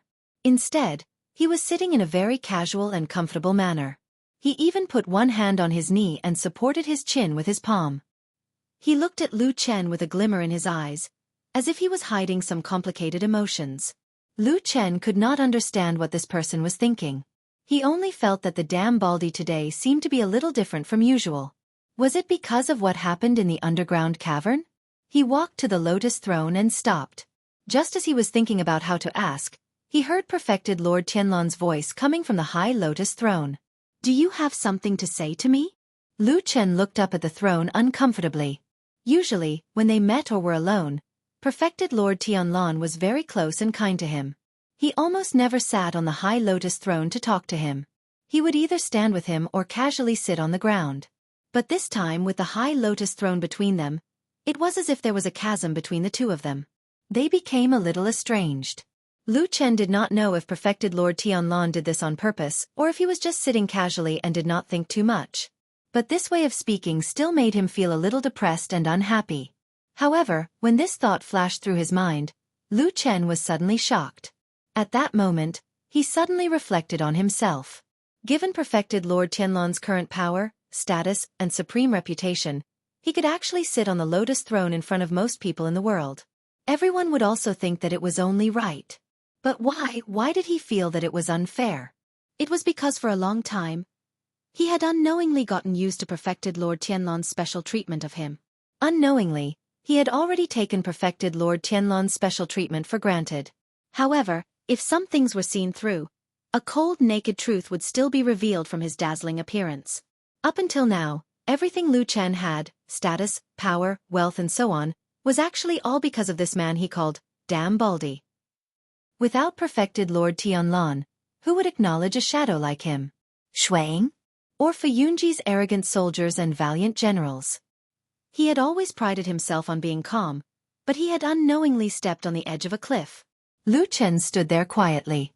Under his clothes, he was covered in cold sweat. Perfected Lord Tianlan was still sitting on the throne on the high platform. He rested his chin on his hand and stared at Lu Chen. There was no anger on his face, but there seemed to be a playful look in his eyes. Perfected Lord Tianlan seemed to have a unique patience for this disciple of his, which was different from others. But in the depths of his eyes, who would know what he was thinking? Would lightning suddenly descend from the sky? Under his gaze, Lu Chen seemed to be in a trance for a moment when he walked into the hall and stood under the lotus throne, but he soon recovered. He first looked up at perfected Lord Tianlan and then asked, "Are you all right?" "Me?" Perfected Lord Tianlan didn't seem to expect that Lu Chen would ask such a question, so he was stunned for a moment. Then he shook his head and laughed. "What could happen to me?" Lu Chen said, "No matter what, you're going there with me. Later, you asked me to call someone. After I left, I didn't know what happened in the underground city. I only saw the scene of you rising at the end. So, I thought that regardless of whether you want to tell me what happened or not, I still have to come and ask if you're all right." Perfected Lord Tianlan raised his eyebrows and was a little surprised, so much so that he fell silent for a moment. Then, his body moved slightly and his unusually tall and burly body suddenly disappeared from the lotus throne. In the next moment, he appeared on the ground like a ghost, standing not far from Lu Chen. Lu Chen looked up at him with a calm expression. However, his hands subconsciously clenched a little tighter under his sleeves. Perfected Lord Tianlan stared at Lu Chen for a moment and said with a smile, "I almost thought that I heard wrongly just now. It seems like you're actually showing concern for me? I've never seen you like this before. What's wrong with you today?" Lu Chen thought for a moment and said, "No matter what, I've bowed to you and acknowledged you as my master. You were the one who raised me since I was young. So, after thinking about it these days, I feel that I should be more respectful to you." Perfected Lord Tianlan seemed to be especially surprised and could not help but laugh. His eyes flickered as he said to Lu Chen with a smile, "I'm surprised that you would think that way. I thought that you would only call me a damn baldy in your heart and still have some resentment towards me." Lu Chen fell silent and did not say anything. Perfected Lord Tianlan chuckled. When he realized that he did not get a response from Lu Chen, his expression changed slightly and he quietened down as well. The surrounding atmosphere instantly turned from relaxed to somewhat solemn. He frowned and looked at Lu Chen with some changes in his expression. There seemed to be some joy and some fear. After a while, Lu Chen said slowly, "After the Battle of the Barren Valley, I stayed in Qingshitang village for 10 years. I suffered a lot during that time. I'm sure you know how I was, right?" Perfected Lord Tianlan replied with a and placed his hands behind his back. He looked at Lu Chen and waited for him to continue. Lu Chen did not make him wait for too long and said with an extremely calm expression, "Those years were torturous for me and I was hovering between life and death every day. Since I didn't see you coming over, I naturally had some resentment towards you. It's just that after so many years, I gradually understood why you had no choice back then." At this point, he suddenly frowned and stopped talking as a look of displeasure flashed across his face. Perfected Lord Tianlan was listening attentively. He could not help but feel a little surprised when he suddenly stopped and even had a change in expression. "What else? Why did you stop?" However, Lu Chen seemed to be a little annoyed all of a sudden and turned hostile. "No," he rolled his eyes and said angrily while waving his hand. "Say my A*S. I'm not going to say any more. This is the kind of person I am. You can do whatever you want. In any case, you can do whatever you want. Are you all right? If not, I'm leaving." After being contradicted by Lu Chen, Perfected Lord Tianlan did not know why, but when he looked at Lu Chen's expression, his gaze softened a little as if he recalled the feeling of holding the small hand of the child whom he had just taken away from him many years ago. He smiled as if the entire world had become gentle at this moment. He nodded and was not at all offended by Lu Chen's somewhat angry expression. He said with a smile, I'm fine. He walked over and patted Lu Chen's shoulder. He said with a smile, "Actually, I just did a small thing down there. I just killed a person. It's not worth mentioning." Lu Chen's body shook and he said in astonishment, "Killed someone? There's actually someone else in the city down there? Who is it?" Perfected Lord Tianlan said indifferently, "The remnant of the devil cult called Elder Ghost." As he spoke, he waved his hand as if he was shaking off an annoying dust and did not care at all. Then, he gently put his hand on Lu Chen's shoulder and walked out with his arm around him. At the same time he said, "Why do you sound a little surprised about this?"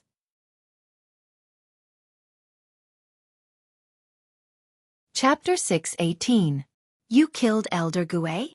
Even though Lu Chen was usually calm and collected, he couldn't help but be shocked when he heard what Perfected Lord Tianlan said. He turned to look at him in shock. Perfected Lord Tianlan's palm was still on Lu Chen's shoulder. He didn't turn his head and was still looking at the door that was getting brighter and brighter. His eyes narrowed slightly and his smile was warm but deep. He said with a smile, "Yes." After a pause he said, "Why? You sound very surprised." Lu Chen felt a little unaccustomed to Perfected Lord Tianlan putting his hand on his shoulder. In the past, even when he was still a child, Perfected Lord Tianlan had never acted so intimately with him. However, he was not stupid enough to fling that hand away. Perhaps in his heart, he more or less felt a little bit of this person's love for him. However, that palm was warm, thick and wide. Although it wasn't a mountain, it gave people the illusion that a mountain was pressing down on them. It was as if they would be crushed to pieces in the next moment. Lu Chen thought that this was probably because when one's cultivation was too high and his strength was too strong, he would inadvertently give people a strong pressure? Or maybe it was because his habit of being a shadow was too strong. Anyone who got a little closer to him would make him feel threatened. Lu Chen shook his head slightly, shook off the boundless sense of danger in his mind, sighed and said, "We've been chasing that guy for so many years, but we've never caught him. Even though we've basically defeated the remnants of the evil faction in the Immortal City a while ago, he still escaped and became a fish that slipped through the net." He turned to look at Perfected Lord Tianlan and said, "I didn't expect you to actually be able to find and kill him." This time, Perfected Lord Tianlan turned his head and smiled at Lu Chen's expression. There was a glimmer in the depths of his eyes. Then, he nodded and smiled without saying a word. Lu Chen seemed to have thought of something. After pondering for a moment, he suddenly asked, "But did you find him in the underground city? We've searched there many times in the past, but we've never found any trace of him. How did you find him this time?" His expression suddenly changed slightly and he asked in a low voice, "Is it related to the matter with White Lotus?" As they spoke, they had already walked to the entrance of Kunlun's main hall. The sunlight shone down and shone on Perfected Lord Tianlan's face. The warmth seemed to be able to seep into the depths of one's heart. Even the coldest ice would warm up a little. Perfected Lord Tianlan's footsteps paused for a moment before he withdrew his hand from Lu Chen's shoulder. "Yes." He responded to Lu Chen and then walked out. Atsu was lying on the ground in front of the door of the room that originally belonged to Su Qingjun, and now inexplicably belonged to White Lotus. It was snoring loudly. The cold wind in the middle of the night seemed to be unable to blow through the layer of glossy fur on its body, and did not affect its sweet dreams at all. Now that the sun had risen and the sunlight had brought warmth, this black dog slept even more soundly. Until one moment, in the room behind it, in the silence that had been maintained for a whole night, a slight sound was suddenly heard. In its sleep, Atsu did not move and did not even open its eyes. However, one of its ears suddenly stood up and trembled slightly. After a while, the sound of intermittent footsteps came from inside the house. However, the person inside the house seemed to be struggling, as if he had suffered a serious injury. Even walking had become difficult. However, from the sound of the footsteps, it seemed that the person in the room was moving slowly towards the door. Atsu's eyes snapped wide open. There was no tiredness and laziness in its eyes. Instead, there was a sharp and murderous look in its eyes. As if it felt something, this black dog slowly got up, turned around, and stared at the door as if it was facing a formidable enemy. But soon, Atsu suddenly sniffed again, as if its extremely sensitive sense of smell played a role at this moment, and it smelled something again. This smell was undoubtedly familiar to Atsu. It suddenly became puzzled, and the murderous look on its body faded a lot. There was a hint of doubt in its eyes. The footsteps in the room were still ringing. One step, one stop, one step, one stop, one step, one stop. It seemed to be walking with great difficulty. But even in this strange rhythm, it could still roughly feel that the person in the room seemed to be recovering from a serious illness and was slowly recovering. The pauses between the footsteps became shorter and shorter. Not long after, the person in the room walked behind the door. Now, there was only a thin door between Atsu and the person in the room. Atsu stared at the door. It did not roar, nor did it bark, nor did it have the intention to turn around and leave. For some reason, the situation looked a bit like a confrontation between Atsu and the unknown person. The room became quiet. Perhaps the person in the room felt something, but the door was still closed. The person in the room did not open the door, nor did he have the intention to come out. After a while, the footsteps sounded again, but it gradually left the door and slowly walked to the other side of the room. Then, it gradually faded until the sound completely disappeared, and everything became quiet again. Atsu looked at the door quietly, then looked up at the sky. It was unclear whether he was looking at the sky or the warm sun. Then, he lay down on the ground, like a loyal guard, fulfilling his promise from beginning to end. Supreme Tianlan did not tell Lu Chen more about Elder Ghost, including the strange time and place, and the strange way. He did not even mention a word about Lu Chen sending him away. Of course, Lu Chen was not very satisfied with this, but the person standing in front of him was the most powerful person in the world, a deity transformation stage perfected cultivator who stood at the peak of the human cultivation world, so he could do and say whatever he wanted, and no one could force him to do so. Although Lu Chen was not convinced, he still accepted this result. Fortunately, his original intention of coming here this time was more or less answered by Supreme Tianlan, so he did not gain nothing. In addition, he seemed to vaguely feel that in this rare master-disciple relationship of theirs, their relationship had probably become a little better? Or in other words, perfected Lord Tianlan would more or less trust him. Lu Chen could not say whether he was happy or sad about this, but he could only accept it. But before leaving, he still found a chance to say to Supreme Tianlan, "By the way, there's something I've wanted to discuss with you for a long time. Let's talk about it by the way today." "Ha!" Supreme Tianlan said. "What is it?" "I'm going to find Supreme Tiehu and help someone pass a message to him." Lu Chen smiled bitterly and said, "I know your relationship is not very good, and the atmosphere in the Immortal Allies is a little subtle recently, so I haven't gone there. I want to see if I can delay it until a good time. But now I feel that it has been delayed for too long, so I want to inform you. Do you think it's convenient?" Perfected Lord Tianlan glanced at him with a calm expression. "Who are you passing a message for?" "There are not many people in this world who are qualified to pass a message to a perfected cultivator of the deity realm." "Oh, actually, it's not a human, but a wolf," Lu Chen said honestly. Chapter 619. Yes, the heavenly wolf on the Great Snow Mountain was very likely to be the father of the stupid dog of Atsu. The ancient divine beast with a body as huge as a hill had once entrusted Lu Chen to pass a message to a guy named Tiehu after he returned to the central region. Of course, there were not many people named Tiehu in the world. As long as one was not a fool or a moron, he or she would probably know the word taboo. For example, after Baldi became famous all over the world, there would not be many children named Tianlan. On the contrary, if someone had the word Tianlan in their name, in order to avoid trouble, they would often change their name.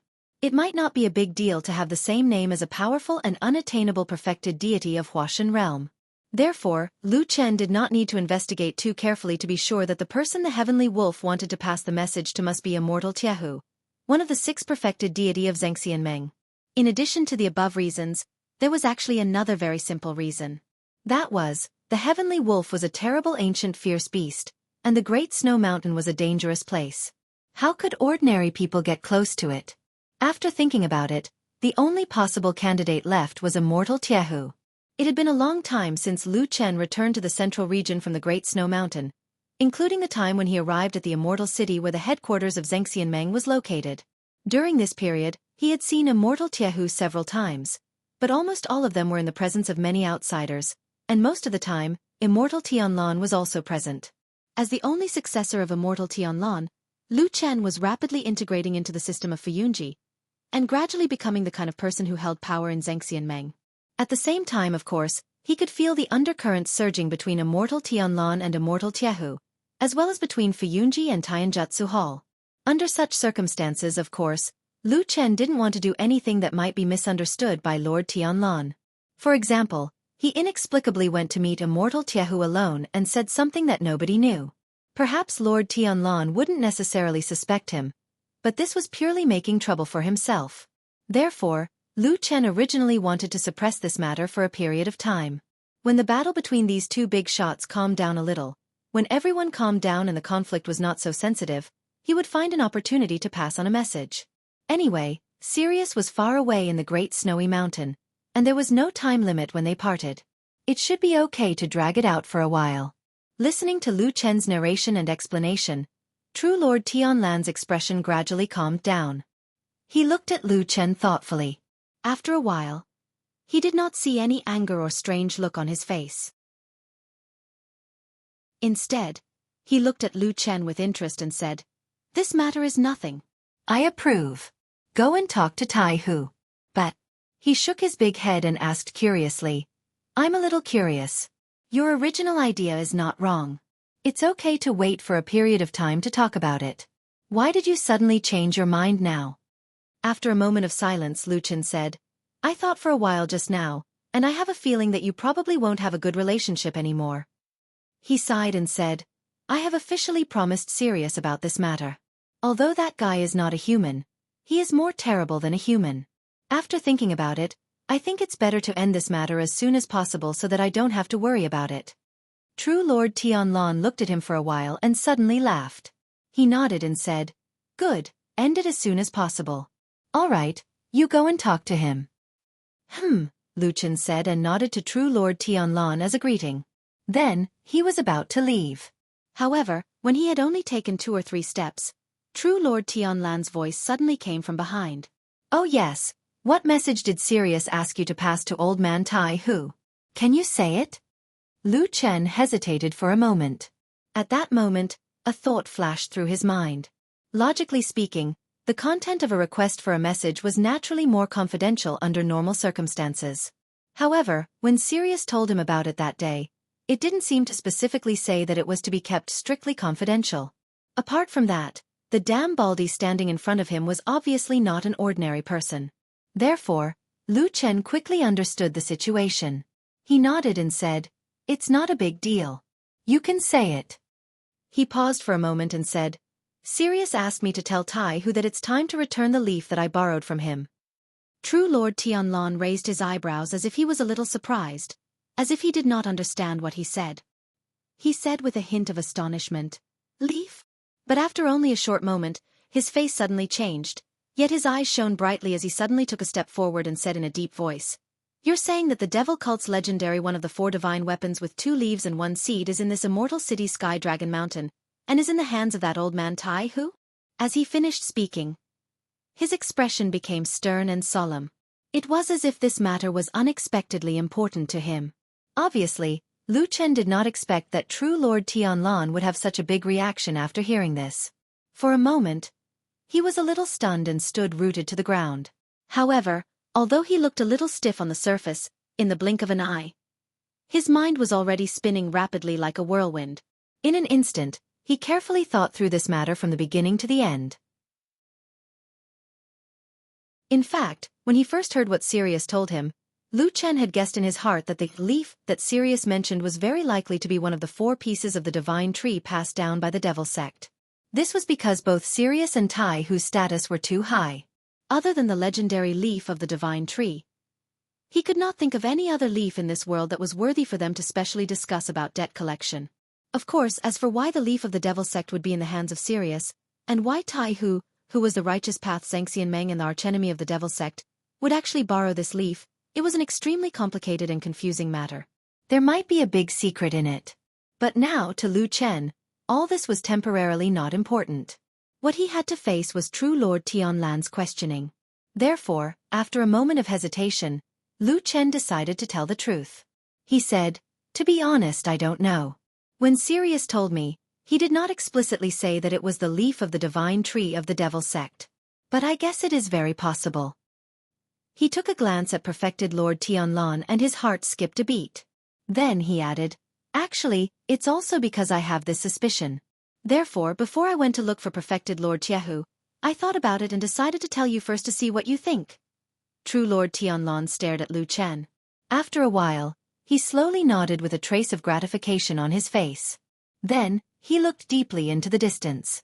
Lu Chen looked over and found that it was in the direction of the Heavenly Law Hall. After a while, he heard True Lord Tianlan said indifferently, "You'd better go over and say the same thing to the old man Tai Hu. Also, just say that this matter was kept a secret from Sirius and you did not tell me. Let's see how he reacts." After saying that, he slightly narrowed his eyes, but the corners of his mouth curled into a slightly cold smile. Chapter 620. Lu Chen left the main hall of Kunlun, but he didn't rush to the Heavenly Law Hall immediately. Instead, he went to the house where White Lotus was. After thinking for a while, from afar, Lu Chen saw the black dog lying at the door. It seemed that it was still doing its duty after a night of waiting. Lu Chen smiled and walked over to pat its head. Of course, Atsu had already woken up. It stood up when it saw Lu Chen and wagged its tail at him. Although there was a huge difference in size between Atsu and Sirius, in Lu Chen's eyes, he could see that Atsu already had the temperament and outline of Sirius. When Lu Chen thought that Atsu, which had been by his side all these years, might become a terrifying beast that could summon wind and rain and look down on the world like Sirius, Lu Chen couldn't help but feel that it was unreal. If he thought about it this way, perhaps Atsu would not stay by his side for too long. There were always some spiritual beasts in this world that were born with pride. Perhaps they would linger because of their feelings, but they would never succumb and become slaves. Perhaps it would be time for Atsu to leave when it was strong enough. Lu Chen smiled. Although there was a little regret in his heart, he wasn't sad or disappointed. He stretched out his hand and patted Atsu's neck. He said with a smile, "You've worked hard." Atsu looked up at Lu Chen. It seemed to have sensed Lu Chen's feelings. Its eyes were very gentle, and it even took the initiative to rub its head against Lu Chen's arm. At that moment, their minds seemed to be faintly connected. After a while, Lu Chen patted Atsu's head and stood up straight. He turned his gaze to the door behind Atsu. Yesterday, when he left White Lotus here, he did not take good care of White Lotus's injuries. The condition of the girl's body was too strange. Since Supreme Tianlan was unwilling to help, Lu Chen did not have a good idea. He could only use the power of black fire to try to limit and soothe the violent spiritual power. Needless to say, this risky method actually worked in the end. White Lotus's condition was slightly stabilized, but it was still far from a full recovery. It was just that the inexplicable spiritual power in her body seemed to have weakened, and Lu Chen himself didn't know when White Lotus's condition would worsen again. At the very least, he knew in his heart that there was a huge problem with that girl. Perhaps, if this matter really went according to Supreme Tianlan's plan, it would be better for everyone to ignore it and let White Lotus die in silence. Lu Chen shook his head slightly, pushed the door open, and walked in. Behind him, Black Dog looked a little gloomy. It stared at the dark room that Lu Chen walked into. It had one foot in the doorstep, but for some reason, it did not move forward. Just like that, it stood at the door that was neither inside nor outside, as if it was watching or guarding against something. Lu Chen did not notice the strange behavior of Atsu. After he came in, he glanced around the room and soon saw White Lotus lying on the bed. She was covered with a quilt, and her back was facing the wall.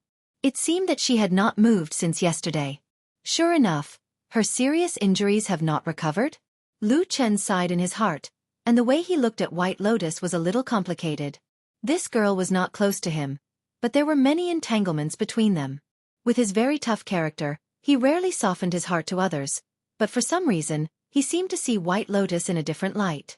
This kind of feeling actually made Lu Chen feel a little strange. For a time, he even wondered if there was something wrong with his brain to like such a young girl. But later, he quickly realized that his feelings for White Lotus were not the kind of love between a man and a woman, but as for what it was, he did not know. Perhaps, he had always lacked too many emotions. He slowly walked over and sat on the edge of the bed. At the door, Atsu stood on the doorstep, staring at Lu Chen's figure and movements, and seemed to be a little nervous. Lu Chen still did not notice the strange behavior of Atsu. He softly called White Lotus's name, but White Lotus did not move and did not respond. He did not know whether she was asleep or still unconscious. Lu Chen was a little worried, so he reached out his hand to the front of White Lotus's body, and leaned on her white forehead, wanting to see her condition. But at this moment, Atsu suddenly looked up, as if it felt something, and its eyes shone brightly. At the same time, on the delicate and beautiful face of White Lotus, although her eyes were still closed, the corner of her mouth twitched slightly. Then from the shadow under the quilt, a hand suddenly reached out and grabbed Lu Chen's palm. "Hold it tightly." The room instantly became quiet, and there was no sound. The master of Starry Hall, Lord Gu Yu, was a relatively low-key person in Zhengxianmeng most of the time. Of course, that was compared to the other 5 spirit-severing perfected lords. Correspondingly, in order to adapt to his temperament, Starry Hall was usually very peaceful and low-key. Not only did they rarely cause trouble, but when they encountered conflicts, especially with powerful halls, unless they were obviously in the right, Starry Hall would usually give in more times, even when the odds were 50-50. This situation, of course, would be noticed and taken advantage of. But no matter what, the strength of Lord Gu Yu and Starry Hall could not be ignored, so in most cases, everyone would leave some face. Except for Fuyunji. Fuyunji, this hall was arrogant and despotic, and actually had the same temperament as its founder and leader, Lord Tianlan. Especially in these years, Lord Tianlan's prestige was like the sun in the sky. After defeating the last remnants of the devil cult, it reached a state of insufferably arrogant. The entire hall of Fuyunji, in the immortal city, had reached a state where they could do whatever they wanted and despise all other halls. In the eyes of the people of Fuyunji, this great territory of Zhengxianmeng was mostly fought for by Lord Tianlan and Fuyunji. Whether it was the foundation or the prestige, of course, it all belonged to their side. As for the other parasites, they were nothing more than vampires trying to cling on to him. With such a mood, of course, Fuyunji's attitude towards the other halls would not be any better. Of course, no one knew if there was some connivance from the higher-ups of Fuyunji. Not to mention, a few days ago, both Starry Hall and Fuyunji guarded the entrance of the underground city and repaired the underground ruins. But after a small conflict between Lord Tianlan and Lord Gu Yu, Fuyunji actually chased those people from Starry Hall away. She chased him away without any hesitation. This scene made many people dumbfounded, made many people in Starry Hall angry, and also made many people in Fuyunji secretly feel that it was a little too much. So on this day, when Lord Gu Yu suddenly appeared at the entrance of the tunnel, the group of guards in Fuyunji all stared with their eyes wide open, at a loss of what to do, and their scalps tingling. This spirit-severing stage lord, could it be that she was here to cause trouble?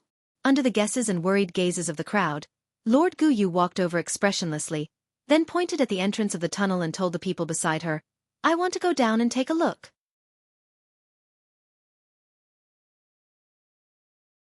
Chapter 621. The guards at the entrance of the underground city were still led by Lu Ting. Lu Ting himself was also standing in front of the crowd. Looking at the approaching Gu Yu lord, his heart was in turmoil. He felt extremely depressed, and even a sense of grievance as though he had nothing left to live for. What kind of luck was this? What kind of world was this? Wasn't he just a guard here? There were countless people like him in the whole of Immortal City and Zhengxianmeng, But why did it seem like he was the unluckiest? The person walking over was not an ordinary person, but an unreachable demigod perfected lord. Even though this perfected lord and his starry hall were relatively low-key, he was still an existence that cultivators like Lu Ting could only look up to. To put it bluntly, if he angered this Guyu perfected lord, she could just find an excuse to kill him with one slap. It would be difficult for Fuyunji to avenge Lu Ting. What could they do to a demigod perfected lord? To deal with a demigod perfected lord, the whole of Fuyunji would have to go all out, or they could directly get rid of someone like perfected Lord Tianlan. Only then would they be able to seek justice for a small fry like Lu Ting. But was it worth it to do so? Even though everyone in the world said that all living things were equal, but in this Middle Earth, there were still differences in the lives of people. Of course, those who could reach the level of a soul formation perfected lord were all peerless talents. Not only did they have extremely high cultivation levels, but they also had their own poise when interacting with others. Normally, they wouldn't hold a grudge against insignificant figures. But what if? Lu Ting didn't want to become that, if at all. He hoped that there wouldn't be any accidents at all. He loved being alive, and there were still many things he wanted to enjoy. He just had a chance to get acquainted with young Master Lu Chen, who had a bright future ahead of him. He didn't want to die at all. Lu Ting sighed in his heart. If only I could just ignore everything and run away. Lu Ting sighed. But Fuyunji had always had strict rules. Since they were stationed here, they naturally had the responsibility of guarding. Lu Ting was the leader of the guards, so he was even more duty-bound. If he slipped away, the person who wanted to kill him would be Fuyunji. In comparison, Lu Ting didn't want to go against the Fuyunji that he was in at all. He wouldn't even dare to. Thus, he braced himself and tried to put on a warm and respectful smile. He bowed to the Guyu perfected lord and said, "Greetings, my lord. I am Lu Ting, a guard from Fuyunji." True monarch Guyu stopped and looked at Lu Ting, who was blocking her way. Lu Ting immediately felt a chill run down his spine. In that instant, he even had the illusion that the wind had suddenly become shrill, as if a huge palm was about to slap him into meat paste in the next moment. Fortunately, after calming himself down, the surroundings seemed to be as calm as before. Lu Ting sneaked a glance at his surroundings and discovered that Guyu Supreme's expression was calm and composed, without any signs of anger. However, the floating clouds division guards behind him had all silently retreated a few steps back, causing Lu Ting to stand out in front of Guyu Supreme all of a sudden, making him stand out in front of Guyu Supreme. These bastards! Lu Ting was furious. He secretly swore that if he could survive today, he would go back and teach these unreliable subordinates a lesson. He would torture them until they were half dead to vent his anger. But now was not the time to vent his anger. There was still a terrifying demigod perfected lord standing in front of him. Lu Ting revealed a smile that was uglier than crying. He laughed dryly and said, "My lord, this place is guarded by Fuyunji. Our sex hall leader Shui personally told us that unless it is true monarch Tianlan or herself, no one is allowed to enter the underground cave." True monarch Guyu frowned and looked at Lu Ting. As if a bucket of cold water had been poured over his head, Lu Ting felt as if his body had fallen into an ice cellar. Even his voice was slightly trembling. At this time, Lu Ting did not know if it was the strict rules of Fuyunji that were suppressing him or if he was too afraid and forgot to escape. Could it be that he was really so unlucky that he would die here today?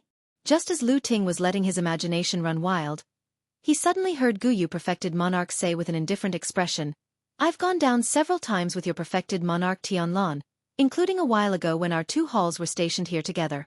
Why, now you won't even let me go?" Lu Ting was first shocked, then happy. He was shocked that this true monarch seemed to be determined to go down to the underground cave. Then he was overjoyed that true monarch Guyu seemed to be in a good mood and was actually willing to be reasonable. It was good that she was willing to be reasonable. Lu Ting's spirit was lifted and his expression became even more respectful. He bowed towards true monarch Guyu and tried his best to show his obedience and respect. Then he said softly, "Reporting to my lord, this is indeed not because I have the guts to make things difficult for you, but because it is the rules set by the higher-ups. You see, with your status, it shouldn't be difficult for you to know the rules of our Fuyunji. Although I absolutely do not dare to stop you, but if you just walk in like this, then I will probably be thrown into Fuyunji's prison and have my tendons pulled out and my skin skinned." True monarch Guyu frowned and did not speak, but was obviously hesitant. It seemed that this true monarch was indeed a kind person. Even though their statuses were like heaven and earth, he was still unwilling to make things difficult for a small fry. Lu Ting was extremely grateful for this and had a very good impression of true monarch Gu Yu. He almost knelt down and kowtowed. After a while, true monarch Gu Yu nodded and said, "I understand your concerns and the fact that you have no choice but to do this, but I do have an important matter to attend to. How about this? Send someone to the Kunlun temple to pass a message and tell Tianlan that I am here. As for whether to let me in or not, just ask him to give me a clear answer. But don't blame me for not reminding you. I won't wait forever. I will give you at most an hour." After saying that, he walked to the side and stood with his hands behind his back, as if he really was waiting. Seeing this scene, Lu Ting was so touched that tears almost flowed down his cheeks. He hurriedly thanked him, then turned around and rushed back to the crowd. He did not even have the time to get angry at his subordinates, who did not have the spirit of loyalty. First, he snatched the best chair and carefully placed it beside true monarch Gu Yu. Then he came back to inform the crowd, turned around and ran towards the Kunlun temple on Mount Tianlong. True monarch Tianlan only found out about what happened at the foot of the mountain after a little longer than the time it took to drink a cup of tea. His face was very calm, but his eyes flickered a few times, as if he was thinking about something. This was the first time Lu Ting, who was kneeling in the middle of the hall, stepped into this place that was the highest place for people in the Fuyunji system. He did not dare to look around. After a while, he suddenly heard an angry rebuke from above. "How dare you, Gu Yu? Are you trying to provoke me?" A gust of wind blew and the tall and burly figure had already reached the entrance of the hall. Lu Ting stood up in shock and heard true monarch Tianlan's cold voice. "Follow me to meet this arrogant old man."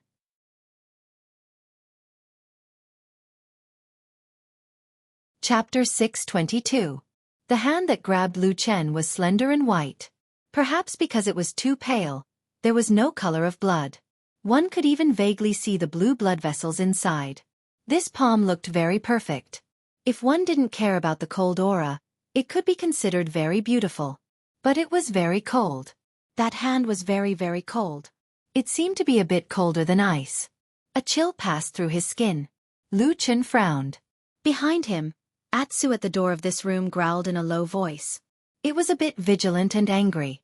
In contrast, Lu Chen didn't seem to be angry. He seemed to be more surprised.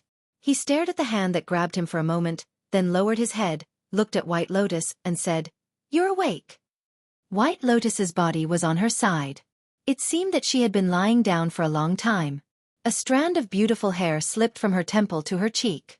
It was black, shiny, smooth, and had a trace of silent laziness. If it was a sunny day on an embroidered bed in a young girl's boudoir on a sunny afternoon, this might be a beautiful picture with a poetic feeling. But at this moment, in the cold surroundings, she seemed a bit haggard and lonely. White Lotus slowly opened her eyes. Her face was still a bit pale. The injuries caused by her injuries had not yet healed. The long sleep seemed to have made her a little confused. She felt unfamiliar with her surroundings. She slowly looked around and then sat up. Her eyes swept around and then fell on Lu Chen, who was sitting beside her. She lowered her head and saw that her hand was still holding Lu Chen's hand. She held it very tightly. Her nails could even be faintly seen slightly sinking into the flesh of Lu Chen's palm. Atsu slowly took 2 steps forward. Its pair of eyes stared at White Lotus. It no longer made a sound, but a pair of fangs was revealed. Even some of the hair on its neck was faintly standing up. It looked like it was going to pounce on White Lotus in the next moment. But at this moment, Lu Chen's other hand on his side gently waved at Atsu. Atsu saw this movement and then stopped. Lu Chen looked at White Lotus. His face was calm, but his eyes were not all gentle and peaceful. He seemed to be a bit complicated. He asked White Lotus, "What's wrong?" White Lotus was startled. She didn't answer immediately. Instead, she waved her arm, seemingly wanting to take her hand back. But at this moment, Lu Chen suddenly turned his hand over and instantly grabbed White Lotus's hand. He then continued to ask, "Do you feel uncomfortable?" Her hand was very cold, but his rough hand was very warm. White Lotus's arm paused for a moment as if she was thinking for a moment.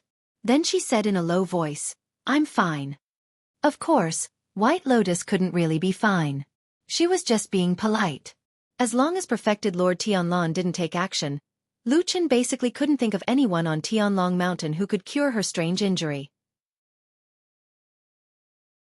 Of course, it might be possible for the other 5 perfected lords of the divine transformation realm, but the difficulty of making them take action would not be lower than that of perfected Lord Tianlan. Even though Lu Chen took the risk to use the power of black fire to restrain the violent spiritual power in White Lotus's body, the effect was far beyond his expectations. Perhaps this was also the power of black fire. But since White Lotus was awake, he had something to ask her. How did you get the injury on your body? He looked at White Lotus and did not beat around the bush. Instead, he went straight to the point. In particular, there's an incomparably violent and powerful spiritual energy in your body. I've never seen it before. Where did it come from? White Lotus's body trembled, and her face became paler. She moved her arm hard again, as if she wanted to pull her hand back like a child to protect herself. But Lu Chen's palm didn't move at all, and he still held her firmly. I've asked Tianlan to see your injury. There's no need for you to pretend. He looked at White Lotus, whose face changed dramatically in an instant, with a hint of sarcasm on his face. He said, "Why, did you think you could hide it from him?" White Lotus wanted to say something but stopped on second thought. Finally, she let out a long sigh. Lu Chen frowned. In terms of age, White Lotus was only a young girl. Her sigh sounded as if she had already experienced the vicissitudes of life. She sounded like an old woman without any vitality to speak of. "What happened to your injury?" he asked again. White Lotus looked at Lu Chen's serious face, hesitated for a moment, and said, "I wanted to follow you and Oxen that day, so I followed you into the underground cave." Lu Chen nodded and thought it was true. Then, he heard White Lotus said, "Later in the underground, you and Oxen suddenly retreated for no reason. I didn't leave immediately, but walked around the underground and looked around. As a result, I was suddenly controlled by a weirdo." Lu Chen raised his eyebrows and said, "A weirdo?" White Lotus nodded and said after thinking for a moment, "It was a man wearing a mask. If I'm not wrong, he seemed to be very similar to the legendary ghost elder of the devil cult." Lu Chen fell silent and didn't know what to say for a moment. After a while, he gently let go of White Lotus's hand and asked, "What happened later?" White Lotus withdrew her palm and gently rubbed it with her hand. She said, "After he controlled me, he put a restriction on me. Then I fainted and didn't know anything. When I woke up, I was here." Lu Chen frowned slightly and looked at White Lotus's eyes. He frowned and said, "You don't remember what happened later?" "I don't remember." White Lotus answered straightforwardly and firmly. "What happened later? Did you bring me back?" Lu Chen sighed and said with a wry smile, "More or less." Later, Tianlan and I went underground together, and then we found something wrong with a house in the underground city. When we went over to have a look, we found you. White Lotus wanted to ask a few more questions, but at this moment, a voice suddenly came from outside the house. It was a voice both of them were familiar with. Old Ma arrived and said loudly, "Lu Chen, come quickly. Immortal Milord asked you to go to the entrance of the underground cave at the foot of the mountain immediately. He said that Immortal Gu Yu has gone there and there seems to be some trouble." "Immortal Gu Yu of Star Hall?" Lu Chen immediately stood up. Although that immortal usually kept a low profile, as long as it involved a perfected master of Huashan realm, it would not be a small matter. Moreover, they were in the underground cave where there were endless troubles. "You take a rest first. Don't wander around and wait for me to come back." Lu Chen turned around and said to White Lotus, then strode out. Atsu stared at White Lotus and followed him out of the door. As expected, he saw Old Ma waiting outside the door. Lu Chen greeted him and walked down the mountain quickly. At the same time he asked casually, "Why don't you go in and talk?" Old Ma shrugged and shook his body, which seemed to have gained weight recently. He said, "I don't like the atmosphere in the room. It's a little cold." Lu Chen's footsteps paused slightly, but the expression on his face didn't change much. He still walked quickly.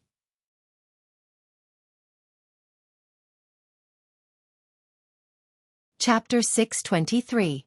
Zhengxianmeng was a huge organization that commanded the world. Its prestige was so high that there was not even a second famous sect that could be compared to it. They looked down on the world and were invincible. At the same time, they announced to most of the cultivators and mortals that Zhengxian Meng was a united alliance, a victorious alliance, and an alliance that upheld justice. Anyone who dared to go against Zhengxian Meng had only one ending: death.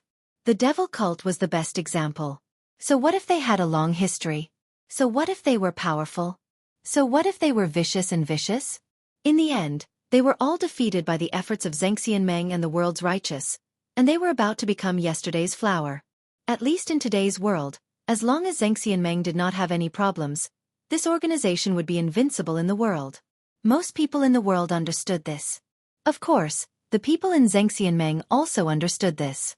Therefore, most of the time, everyone maintained a harmonious, gentle, and united appearance. As for the disputes, quarrels, and struggles for power and profit, of course, they were all false rumors, malicious rumors created by demons and clowns like the devil cult. As the top figures in Zhengxian Meng, the few divine transformation stage perfected cultivators certainly had a deep friendship with each other. They got along well with each other, and there was no estrangement at all. For example, on this day, on the long street in the White Tiger district of the Immortal City, perfected cultivator Tianlan and perfected cultivator Gu Yu were standing outside the entrance of the tunnel, full of smiles, talking cheerfully and wittily, talking about everything in the world. They were outstanding and extraordinary, like immortals, showing the bearing of two divine transformation stage perfected cultivators, and the indestructible strength of Zhengxian Meng's unity. Well, except that their voices were a little louder when they were talking. When Lu Chen arrived at the street with Atsu and Old Ma, he found that both sides of the street had been surrounded by Fu Yunji's people. All outsiders were blocked. Except for Zhengxian Meng, or to be exact, Fu Yunji's people, no one was allowed to pass. Needless to say, the purpose of this method was to cover up and keep the secret. However, Lu Chen did not have the slightest confidence in the effect of this method. At least in Zhengxian Meng, the other major forces would definitely know what was happening here. Everyone was a sieve, and they all knew what they were doing. With Lu Chen's identity, the Fu Yunji guards certainly wouldn't stop him, so the two of them smoothly entered the long street. After walking on the streets that were quieter than usual for a while, Lu Chen heard a familiar deep voice that was like rolling thunder, extremely imposing and dignified. Except for Supreme Tianlan, there was no one else. The voice rumbled in front of them like thunder. Bull**T. The bald Supreme Tianlan was very annoyed and cursed. Lu Chen and Old Ma's footsteps paused subconsciously, and then they looked at each other. Old Ma looked a little embarrassed. He wanted to say something but stopped on second thought, and his expression was a little funny. However, Lu Chen was much more natural in front of him. He said calmly, "That's how boorish people are." Old Ma's face turned pale, and then he looked at Lu Chen bitterly and complained, "I know you're bold and dare to say anything, but can you not say it to me?" Lu Chen waved his hand carelessly and said, "It's okay, I believe you, and I'm not afraid of that damn baldy." "But I am afraid, brother." Old Ma's fat face fell, and he didn't know whether to laugh or cry. He said, "I'm afraid that if those words reach the ears of that lord, you'll be fine, but I'll be punished as a punching bag." "What should I do then?"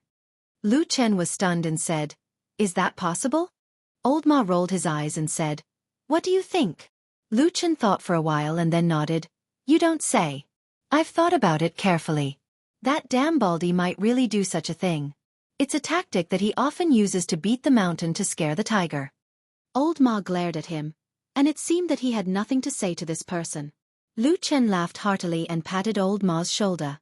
For some reason, after chatting and laughing with his old friend for a while, his tense and gloomy mood had lightened up a lot. Even the street in front of him seemed a little more spacious. Lu Chen laughed and patted Old Ma's shoulder. "Old Ma," Lu Chen walked forward with him with some emotion, and at the same time said, "To be honest, it's all thanks to you accompanying me for so many years. You're almost the only old friend I have. It's really good to have someone to talk to." Old Ma snorted, raised his head a little, and then said in a low voice, "That's good. Please tell me in advance if there's a chance to save my life, so that I can run away early." Lu Chen laughed heartily before sending a kick over. Perfected Lord Tianlan and Perfected Lord Gu Yu, the two giants who stood at the peak of Zhengxian Meng, were currently having a verbal exchange at the entrance of the tunnel. Both sides were friendly and sincere, and their words were cautious and accurate. Even when they occasionally asked about each other's personal safety, they were very polite. Moreover, both of them were very restrained, adhering to the principle of a gentleman using his mouth and not his fists. Although there was an earth-shattering sound, the scene didn't collapse. At most, the ground couldn't withstand the heavy pressure and cracked, and some stones were shattered as a demonstration. When Lu Chen walked over, he found that Lu Ting and the other guards were standing far away, looking as if they wished they could turn into stone people and not see or hear anything. Even when they saw Lu Chen and the others coming, they didn't say anything. At the entrance of the tunnel, the two perfected lords were still standing there, looking at them with their eyes wide open. It seemed that they had a big fight. Lu Chen looked at them and sighed in his heart. If it was possible, he really didn't want to walk next to these two obviously angry perfected lords, but the situation didn't let him go, so he had to walk forward. However, after walking for a short distance, Lu Chen suddenly felt that something was wrong. He looked back and found that old Ma didn't follow him. Not only that, this guy even took a few steps back. Lu Chen scolded in a low voice. "You bastard, where's the spirit of brotherhood that you talked about as an old friend?" Old Ma said seriously, "Go by yourself, I'll help you collect your corpse." As he said that, he waved his hand, looking as if he wanted Lu Chen to go and not be a burden to him. Lu Chen rolled his eyes. He couldn't do anything to this cunning old friend of his. However, when he looked back, he found that the black dog had been following him all along and had no intention of backing down. This time, Lu Chen was very relieved. He sighed and said, "Humans are worse than dogs, Atsu is still more reliable." Woof! Atsu barked. Lu Chen smiled, but then he patted Atsu's head and pressed it to the ground. He said in a low voice, "Stay here." Atsu was silent and then lay down. Lu Chen walked over and came to perfected Lord Tianlan's side. The two big bosses' gazes fell on him, like two mountains pressing down on him. Facing two angry perfected lords of the divine transformation realm, the pressure was really not ordinary.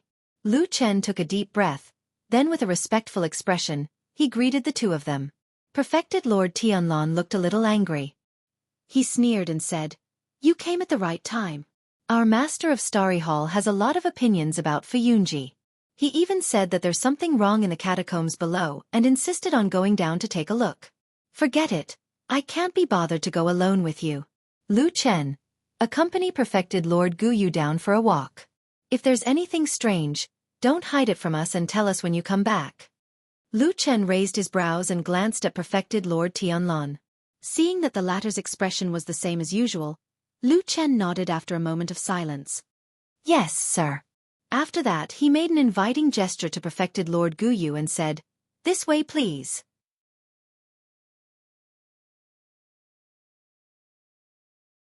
Chapter 624. True Lord Guyu saw Lu Chen's actions and heard his calm and polite invitation, but he didn't move immediately. After sizing up Lu Chen, he didn't even respond to Lu Chen. Instead, he frowned slightly and raised his head to look at True Lord Tianlan. It was as if he didn't see Lu Chen as a person, or perhaps he felt that Lu Chen wasn't qualified to speak to him. Lu Chen stood there silently. His expression didn't change, and he wasn't angry at True Lord Gu Yu's disrespect. True Lord Gu Yu looked at True Lord Tianlan. Although he didn't say anything, his expression was very angry. He probably felt that they were both soul formation True Lords, so he couldn't dismiss him so easily. However, behind that angry expression, a trace of surprise and doubt flashed across the depths of his eyes. At this distance, only True Lord Tianlan could see the extremely secretive hint of inquiry in his eyes. True Lord Tianlan ignored it and waved his hand impatiently. "Old geezers are always meddlesome. I don't have the patience to accompany you down. There are many things on this mountain. Lu Chen is my disciple. Letting him take you down is already giving you a lot of face." With that, he waved his sleeve and snorted coldly, looking very disdainful of True Lord Guyu. The atmosphere between the two of them immediately became tense, causing the surrounding guards to turn pale with fright. True Lord Guyu kept staring at True Lord Tianlan's eyes, as if he could see something from this damned Baldy's eyes. After a while, he nodded as if he knew the answer he wanted. He sneered and said to Lu Chen indifferently, "Lead the way." Lu Chen was the first to jump into the tunnel. He was no stranger to this place as he had come here many times. Just as he was about to turn around and wait for Guyu True Monarch, He felt a blur in front of him and the true monarch's figure had already appeared behind him. Even with Lu Chen's current cultivation, he couldn't see true Lord Gu Yu's movements clearly. Lu Chen's heart trembled slightly, but his expression didn't change. He nodded to true Lord Gu Yu and was about to ask him to come with him. However, true Lord Gu Yu had already strode forward and said, "Let's go. I've been here many times and know what I'm doing." Lu Chen knew that he was speaking the truth. Back then, true Lord Tianlan true Lord Gu Yu had invited people from Star Hall to work in this underground cave. He had seen true Lord Gu Yu many times in this underground city. But now, if he didn't guess wrongly, this place should have been marked as a forbidden zone. Even the people from Fuyunji couldn't enter easily. In other words, in the houses near the strange statue, the bloody scene could still be there. True Lord Gu Yu came down to find trouble. Lu Chen probably knew a little about it. Of course, he didn't dare to let true Lord Gu Yu casually discover the crime scene. However, true Lord Gu Yu didn't seem to give Lu Chen any room to dissuade him. After saying that, he continued walking without any hesitation. Lu Chen was a little anxious. He secretly scolded Baldy a few more times. Just now, he couldn't communicate with Baldy in a hurry. Suddenly, he ordered him to come down. Lu Chen had no idea what he wanted to do. As they walked, the strange blood moon's light shone down and shone on the two of them. Lu Chen looked up and felt that his body was a little heavy. It seemed that the blood moon seemed to have changed. It seemed to have expanded a lot and the light was also much stronger. But he didn't know if it was directly related to the blood sea in the sky outside. True Lord Gu Yu also looked up at the blood moon in the sky. His face didn't change, but a trace of worry flashed in the depths of his eyes. Then, he walked towards the center of the underground city. Lu Chen followed behind him and was secretly anxious. The house where the accident happened was near the statue. If they walked over like this, with true Lord Gu Yu's skills, he would almost definitely find out that something was wrong. Just as he was racking his brains to think of a way to solve this problem and lead Gu Yu Perfected Monarch astray, he suddenly heard Gu Yu Perfected Monarch, who was walking in front of him, say, "Your master trusts you very much." And when Lu Chen heard this, he was stunned for a moment. He didn't really understand what this true lord meant. But then he still nodded and said, "Thank you Master Gu Yu for your praise. My master's kindness to me is as heavy as a mountain. I have always."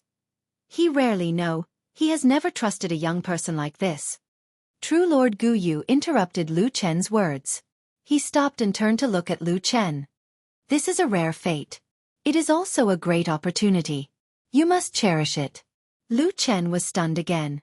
At this moment, he could obviously feel that there seemed to be some unfinished meaning in this true lord's words. He pondered for a moment and asked tentatively, "Master Gu Yu is right. I will remember it.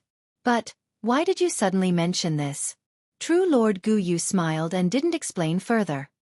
He turned and continued to walk forward, with the demeanor of a mysterious expert. Lu Chen felt a little helpless about this. The doubts in his heart grew heavier. In the end, he could only follow. In this huge underground city, it was quiet and empty. Only the two of them were walking here, and even the sound of their footsteps was especially clear. Seeing that the strange statue in the center was getting closer and closer to the murder case house, Lu Chen became a little anxious. At this moment, he suddenly heard true Lord Gu Yu say, "Do you know why Tianlan refused to come down himself and wanted you to accompany me down here?" Lu Chen was silent for a moment and said, "Probably because he doesn't like you." True Lord Gu Yu looked at him and suddenly laughed out loud. She nodded and said, "You are a little interesting."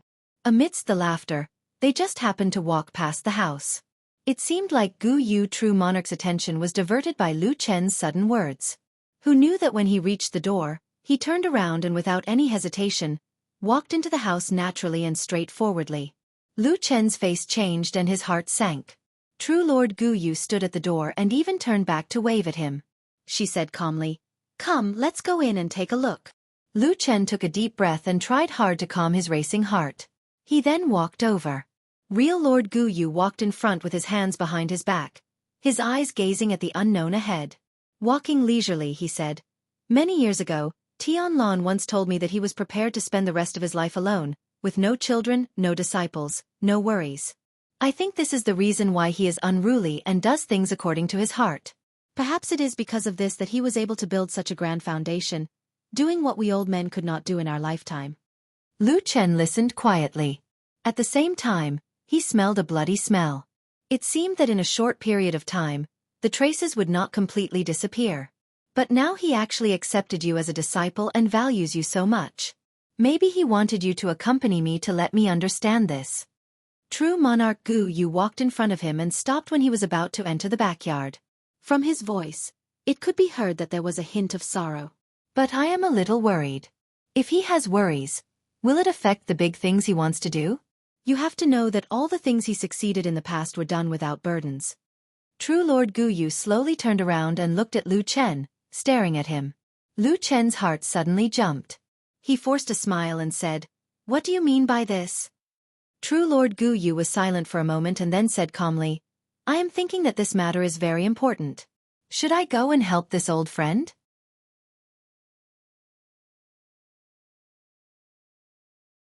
Chapter 625. Old Friend. Help him. Lu Chen almost instantly grasped the few key and subtle words in Gu Yu's words. It was as if a huge wave had been set off in his heart, but it was soon followed by a sudden sense of danger. Putting aside whether perfected monarch Gu Yu's words about being perfected monarch Tianlan's old friend or not, the last sentence about helping perfected monarch Tianlan was rather cold. It was as if she wanted perfected monarch Tianlan to return to his usual decisive and domineering self, and wanted to help him sever his ties. Lu Chen secretly swept the surroundings with the corner of his eye. Without any surprise, this place was quiet and desolate. Apart from the two of them, there was probably only the faint smell of blood in the courtyard. In such a huge underground cavern, was it a place where no one could call for help? At this moment, Lu Chen even subconsciously thought of an even more malicious thought. Was there some unspeakable deeper meaning behind perfected Lord Tianlan's insistence that he accompany perfected Lord Gu Yu down on his behalf? At this time, Gu Yu had already turned around and faced Lu Chen. Her expression was very calm, and her tone did not change. She said to Lu Chen, "What do you think of what I said just now?" Lu Chen slightly closed his eyes and suppressed the trace of irritation in his heart. He calmed his heart and smiled at Gu Yu, saying, "Master Gu Yu, you flatter me. Master's kindness towards me is as heavy as a mountain. Everything that I have today is given to me by my benefactor. My love and respect for him are even more so. However, although Master does care for me, I don't think it's to the extent that you're saying." He smiled and said, "My master is a man of great talent and strategy. He has single-handedly built up such a huge foundation. If you say that he will become weak and muddle-headed because of someone, please forgive me. I really do not dare to agree with you." Gu Yu True Lord made a sound of acknowledgement. She didn't seem to be angered by Lu Chen's sarcastic rebuttal. Instead, she nodded and said, "What you said makes some sense." Lu Chen felt slightly relieved in his heart, and then he said, "Besides that, forgive me for speaking bluntly. With the current status and prestige of my master and you, even if there are some hidden worries and mistakes, it might be possible for others to tactfully persuade you. But if someone were to overstep their authority and act arbitrarily without informing you, then I'm afraid it would instead truly infuriate you." Gu Yu pondered for a moment and actually nodded, saying, "That is indeed the case. If I were to put myself in someone else's shoes, I'd be displeased as well if someone treated me like this." He smiled at Lu Chen and said, "I didn't expect you to be so meticulous at such a young age." Lu Chen took a step back and said with a respectful expression, "I don't dare." Disciple spoke nonsense and was disrespectful. "Please forgive me, Master Gu Yu." Gu Yu looked at him quietly. After a while, he turned around and walked towards the backyard. At the same time he said, "Let's go in and take a look." Seeing that he was no longer bothering his old friend, and meddling in other people's business, Lu Chen could not help but heave a sigh of relief. However, before he could completely relax, he saw Gu Yu walk into the yard. His heart instantly jumped again. These days were really not for a person to live. Frightening, difficult, wave after wave. Even someone with a strong heart like Lu Chen felt a little overwhelmed at this time. However, he still had to face it. Lu Chen gritted his teeth and followed with large strides. At the same time, he secretly thought of a countermeasure. He was prepared to first say that he did not know anything, and when there was no other way, he would push all the blame onto that damn Baldy. In any case, That guy was the main culprit of everything. Saying anything about him was probably not wrong. Outside the tunnel entrance, true Lord Tianlan, who was looking at the sky with his hands behind his back, suddenly trembled slightly. He felt that something was wrong. Once he walked into the yard, the smell of blood in the air became much thicker. What entered his eyes? Lu Chen saw that the ground, walls, and many corners were stained with blood. Even now, there were still a lot of bloodstains left, very clearly left there.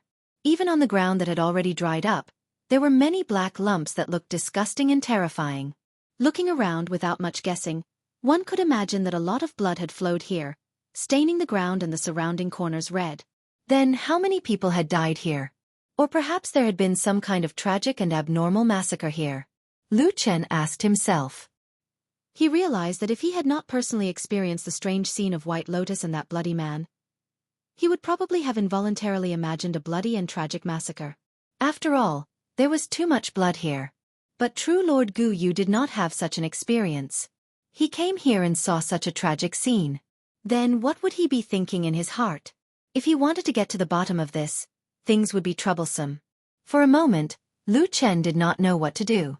At the same time, there were some doubts in his heart.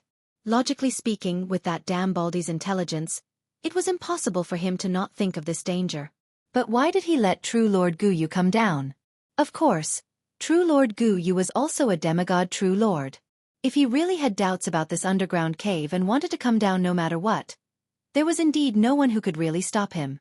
But now, what exactly would happen? Lu Chen sneaked a glance at true Lord Gu Yu.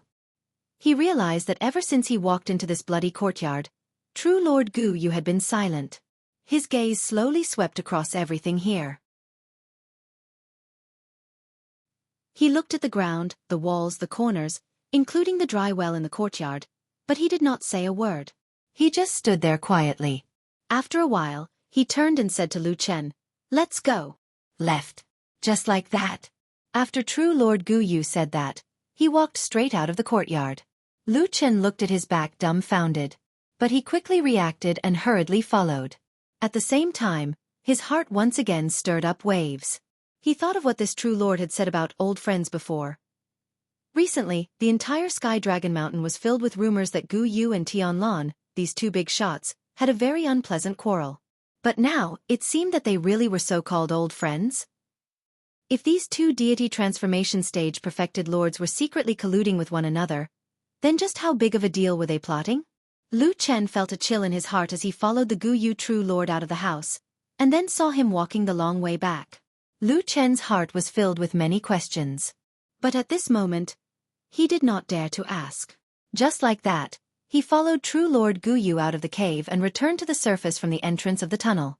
When they came out, countless gazes landed on Gu Yu perfected monarch, both in the open and in the dark. True Lord Gu Yu's expression was indifferent. He looked somewhat disdainful and cold.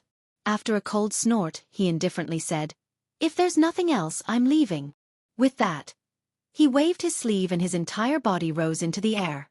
He actually flew directly into the air and then turned into a white rainbow, flying towards the direction of Sky Dragon Mountain at lightning speed. The surroundings were silent. After a while, a hearty laughter rang out. It was true Lord Tianlan. He chuckled and said, "Lu Chen, what did I say? There's nothing in the world that can't be said to others. It's just that some people think too much and come to find trouble. Now it's ugly, isn't it?" With that, he laughed loudly. The surrounding people also laughed along with him. Only Lu Chen lowered his head. There wasn't much of a smile on his face, but a trace of palpitation flashed across his eyes.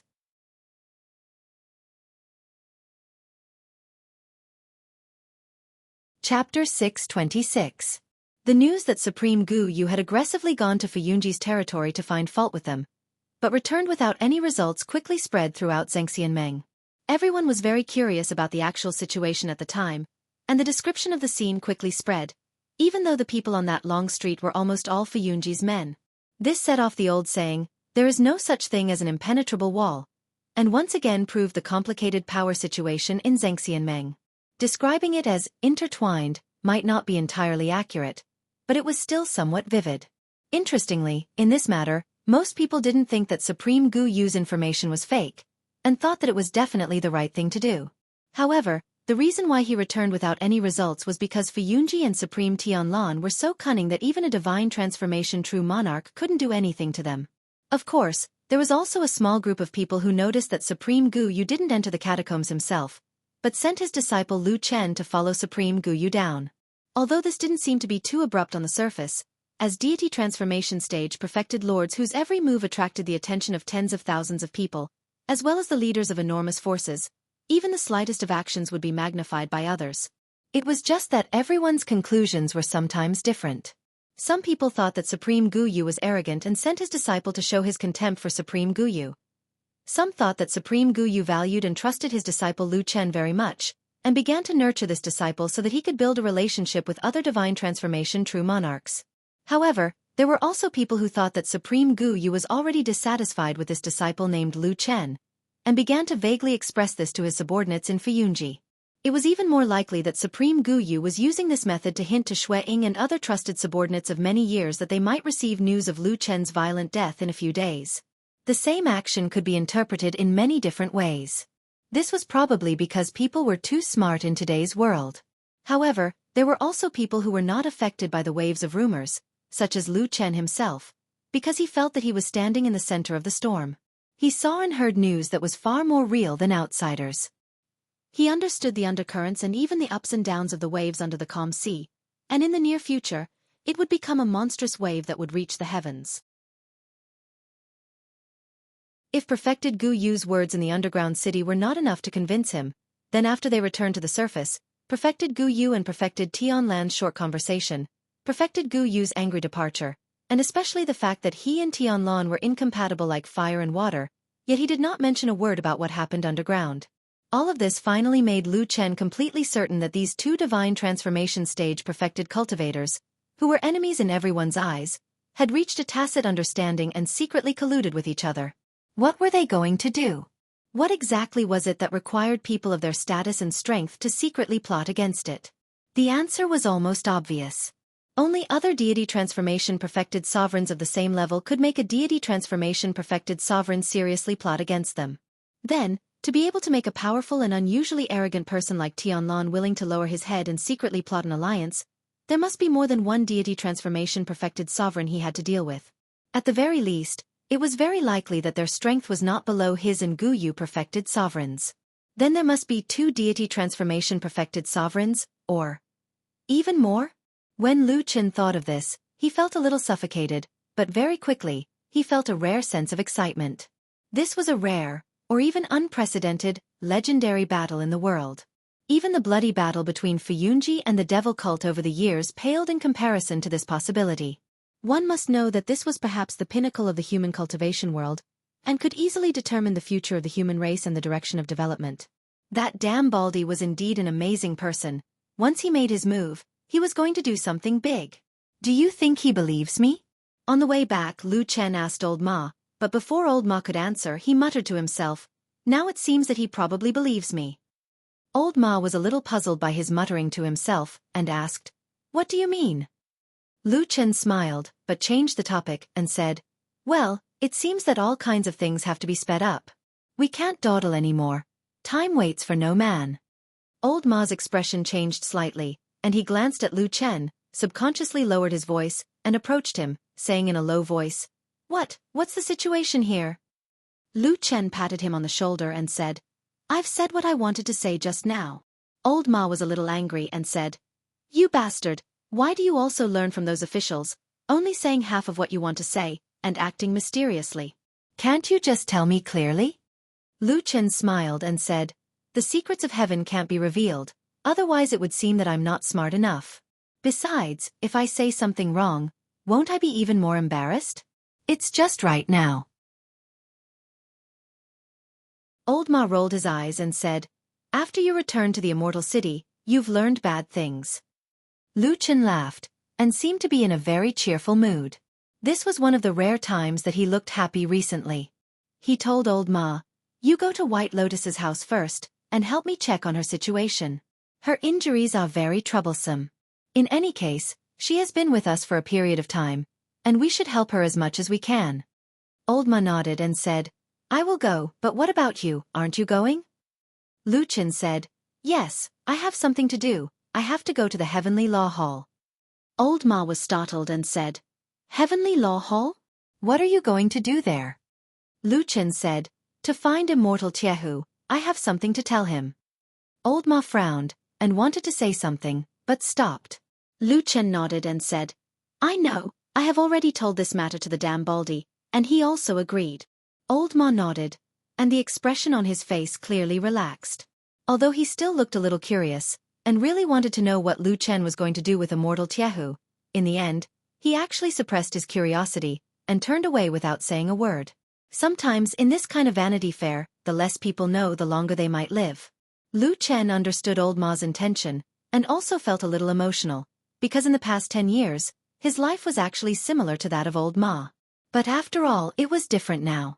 He walked alone to the other side of Tianlong Mountain, and met a lot of people along the way. When they saw him, many people had different expressions on their faces, but they were all relatively polite, either because of his high position, or because of Immortal Tianlong's tyrannical strength. Even if they thought that he was not going to live long and had fallen out of favor, they were still polite to him.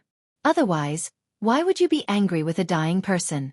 So along the way, Lu Chen actually felt that his status on Tianlong Mountain seemed to have improved a lot unconsciously. After arriving at the Heavenly Law Hall, he asked someone to let him in, and before long, someone welcomed him in. When he walked outside the main hall of the Heavenly Law Hall, he saw a beautiful woman standing at the door of the main hall, looking at him calmly from afar. Her appearance was charming and tender, like a blooming spring flower, and her beauty surpassed all others. It was Song Wenji.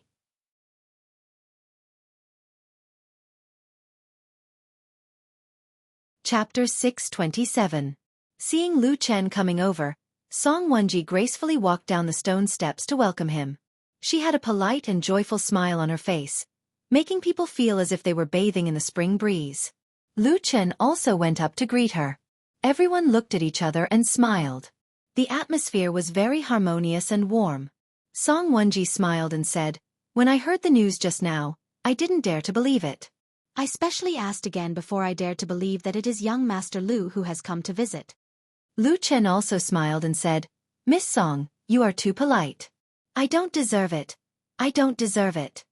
Song Wenji said, This is not something I said casually. Anyway, in my memory, you have never come to Heavenly Law Hall. Today is really a rare guest. Lu Chen said politely, Sorry to disturb you, I have a small matter to visit Immortal Tiehu. I wonder if he has time to see me? Song Wenji said, Yes. But now my adoptive father has some urgent matters on hand and can't come out to see you for the time being. Lu Chen was startled for a moment, then nodded and said, Ah, I didn't expect such a coincidence. Then I will find another time to visit Immortal Tiehu. Song Wenji, however, waved her hand and said indifferently, That's not necessary. I have already gone in to help you inform. Although adoptive father can't leave for the time being, it is not a big deal. Just wait for an hour and it will be fine.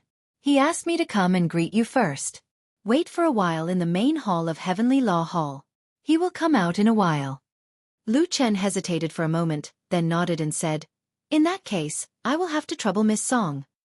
Song Wenji took a deep look at him and said with a smile, Young Master Lu, you are treating me like an outsider. With our relationship, this is nothing.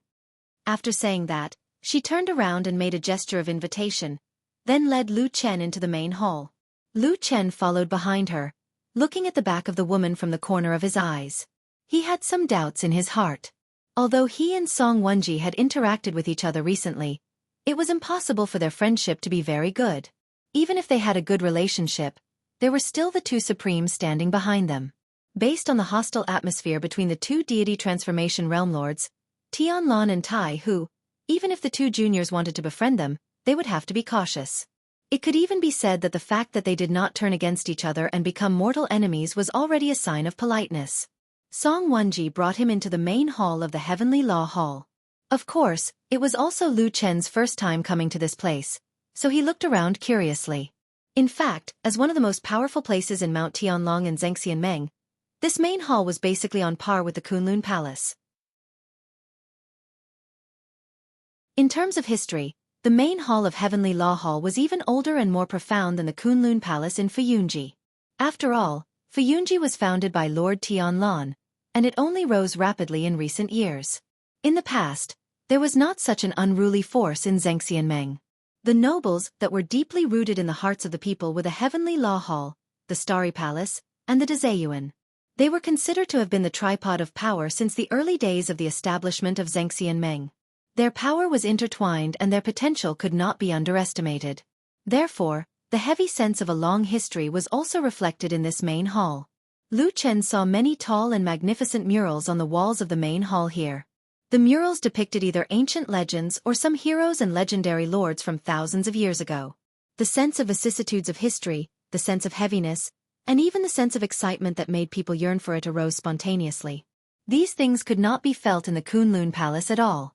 Although in terms of size, the scale of the Kunlun Palace was much larger than the main hall of Heavenly Law Hall, and the architecture was extremely luxurious and grand.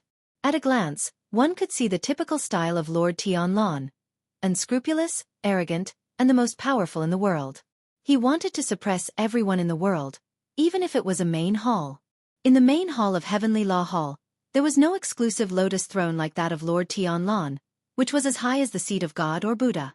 At most, there was a large and luxurious chair placed in the center of the main hall, and the rest were ordinary tables and chairs for receiving guests. These things were not complicated. It only took Lu Chen a blink of an eye to see them clearly. Naturally, he had the same feeling in his heart. In fact, it would be fine if he did not come here because he felt that Lord Tianlan's Kunlun Palace was magnificent and looked down upon the world. However, when he came to this place with such a long history, he suddenly had a dangerous thought that it could not be a nouveau riche. That damn Baldy doesn't look like a person without a background. Even if we go back to the past, his master, Lu Chen's grandmaster, Lord Tianhong, was also a peerless lord who was famous all over the world and was a famous inheritance. In terms of connotation, there seemed to be few in the world that could be more profound than Lord Tianlan's. Why did that damn Baldy give himself the temperament of a nouveau riche? Lu Chen thought and criticized in his heart. Of course, he could not show it on his face. He followed Song Wenji all the way to the seat and sat down. Someone had already served them good tea. Then Song Wenji dismissed the others, leaving only the two of them in the huge hall of Heavenly Law Hall, which seemed a little empty. Young Master Lu, we meet alone again. Song Wenji said to Lu Chen with a smile after taking a sip of the immortal tea. Lu Chen almost choked on the tea in his mouth. After a moment of hesitation, he put down the teacup in his hand and said seriously, Miss Song, I don't understand what you mean. We didn't specially meet alone, did we? At the same time, Lu Chen was secretly vigilant. Although his eyes did not move, he secretly glanced around the hall with his peripheral vision, but did not find anything. Just at that moment, there was a faint warning in his heart. This was a kind of inexplicable premonition.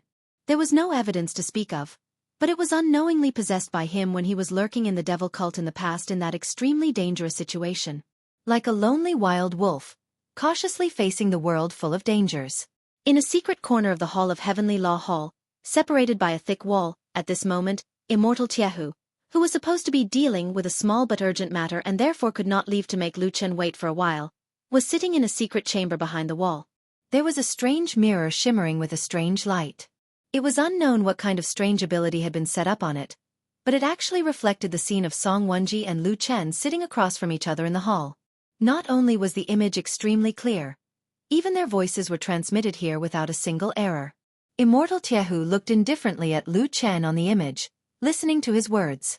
Although Song Wenji did not notice, he could tell that Lu Chen was observing the surroundings. His white eyebrows twitched, then he suddenly sneered and said to himself, He is indeed a top-notch shadow master. He can actually detect my presence.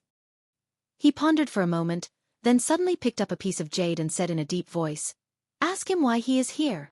In the image, Song Wenji's body paused for a moment, then smiled at Lu Chen and said, Young Master Lu, today you specially came to find my Ifu, what is it for?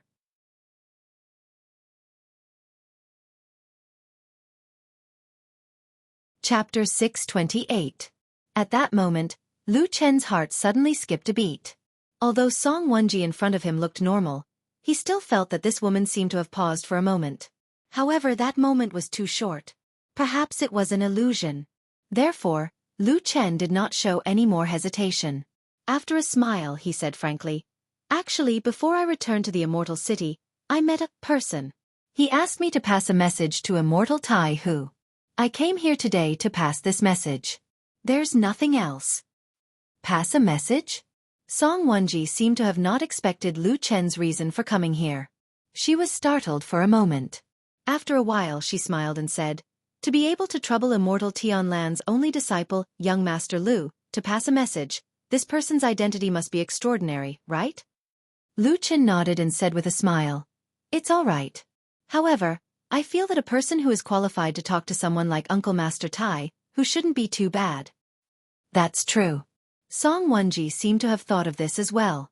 She laughed in a self-mocking manner, and then her charming gaze swept across Lu Chen's face. Her expression was gentle like ripples of water as she said softly, then who exactly is this person? I wonder if young Master Lu can tell me? Lu Chen thought for a moment and said seriously, Miss Song, it's not that I want to be disrespectful to you. However, the person who entrusted this to you did not say that his name can be passed on to others. How about this, when Uncle Master Tai Hu arrives later, I will report this matter to him and then leave. As for how he will deal with this matter, I can't be a busybody.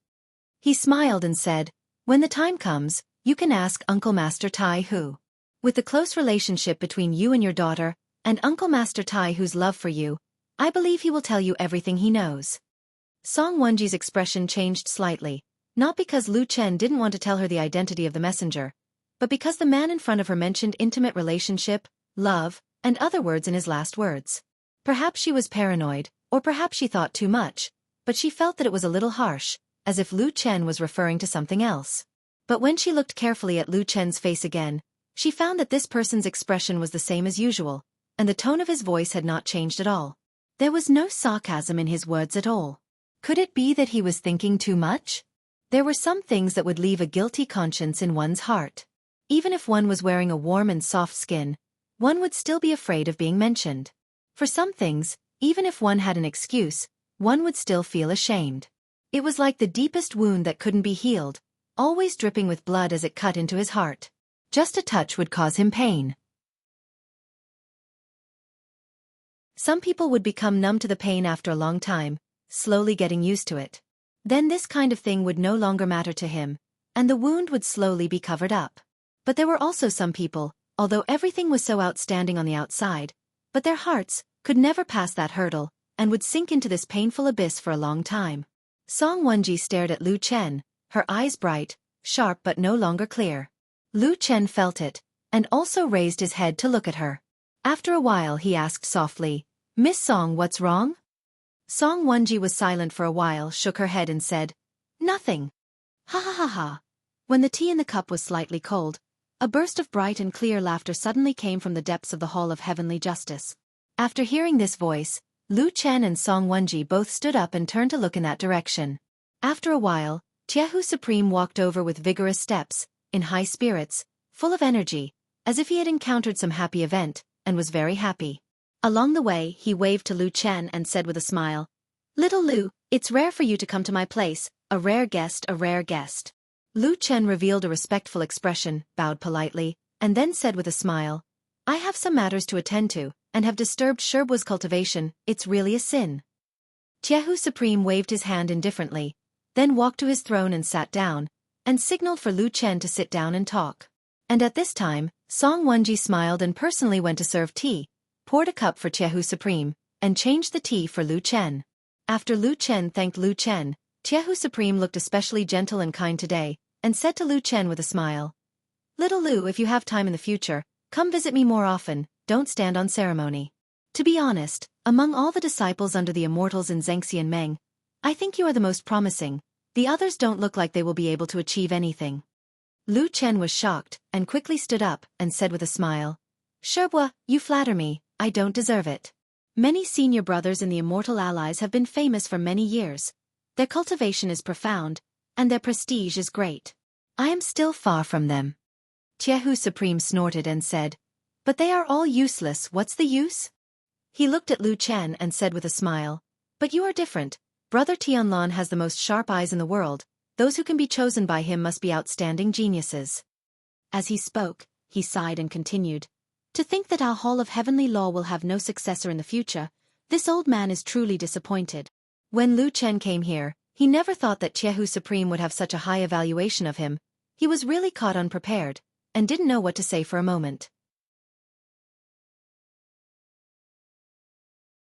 Of course, he would not take the words of this big boss seriously, but he secretly criticized in his heart, thinking that these immortals of Huashan realm were all as cunning as old foxes, too difficult to deal with, and he would be fooled if he was not careful.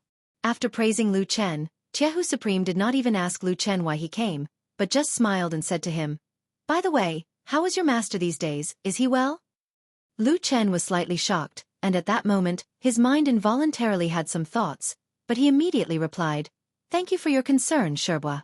Master is in good health. Before I came here, he asked me to send his regards to you." Tiehu Supreme's eyes slightly narrowed, and then he nodded.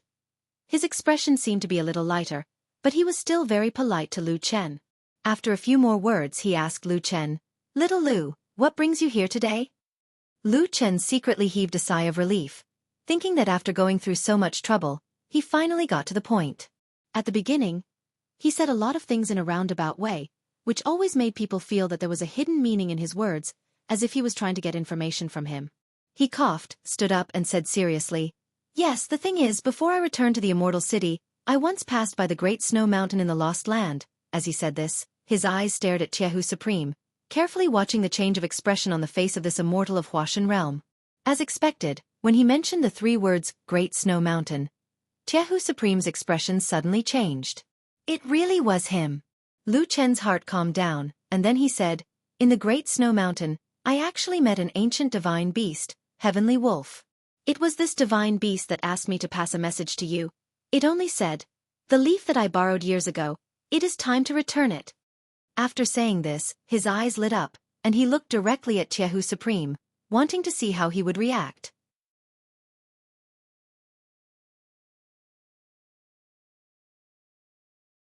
Chapter 629. White Lotus put on a coat and sat by the window, staring blankly at the scenery outside the window. Although it was called a scenery, it was actually just a sky with a few trees. Of course, there was a beautiful scenery on Sky Dragon Mountain, but it was not here. Generally speaking, the best places would be taken by the most powerful true monarchs. The house was very quiet, without a sound. Originally, there was a black dog lying outside the house. Even though there was a door between them, they could occasionally hear its movements. Perhaps it could even give people a sense of life. But now that Atsu had been taken away by Lu Chen, the house was completely deserted. White Lotus held her chin with her hand, and her eyes seemed to be a little blank. Perhaps it was because she was too lonely in this lonely and deserted environment, so there was even a little emptiness in her eyes. No one knew what she was thinking at the moment. Was she recalling the past, thinking about some doubts, or simply sitting there in a daze? After an unknown amount of time, suddenly there was a sound of footsteps coming from outside the house, approaching the door from afar. After a while, someone knocked on the door. It was Old Ma's voice. "White Lotus, are you in the house?" White Lotus slowly turned her head and glanced at the door. After a while she said, "The door is not locked. Come in by yourself." There was a moment of silence outside the door, and then there was a creak. Old Ma pushed the door open and walked in. The tall black dog followed him into the house. Old Ma swept a glance around the room before his gaze finally fell on Bai Lian, who was sitting by the window. A smile appeared on his face as he asked, "Why are you sitting up? Is your body feeling better?" White Lotus smiled, but her eyes fell on Atsu, who was standing next to Old Ma. Unlike Old Ma, who was looking around when he came in, Atsu stared at White Lotus as soon as he came in.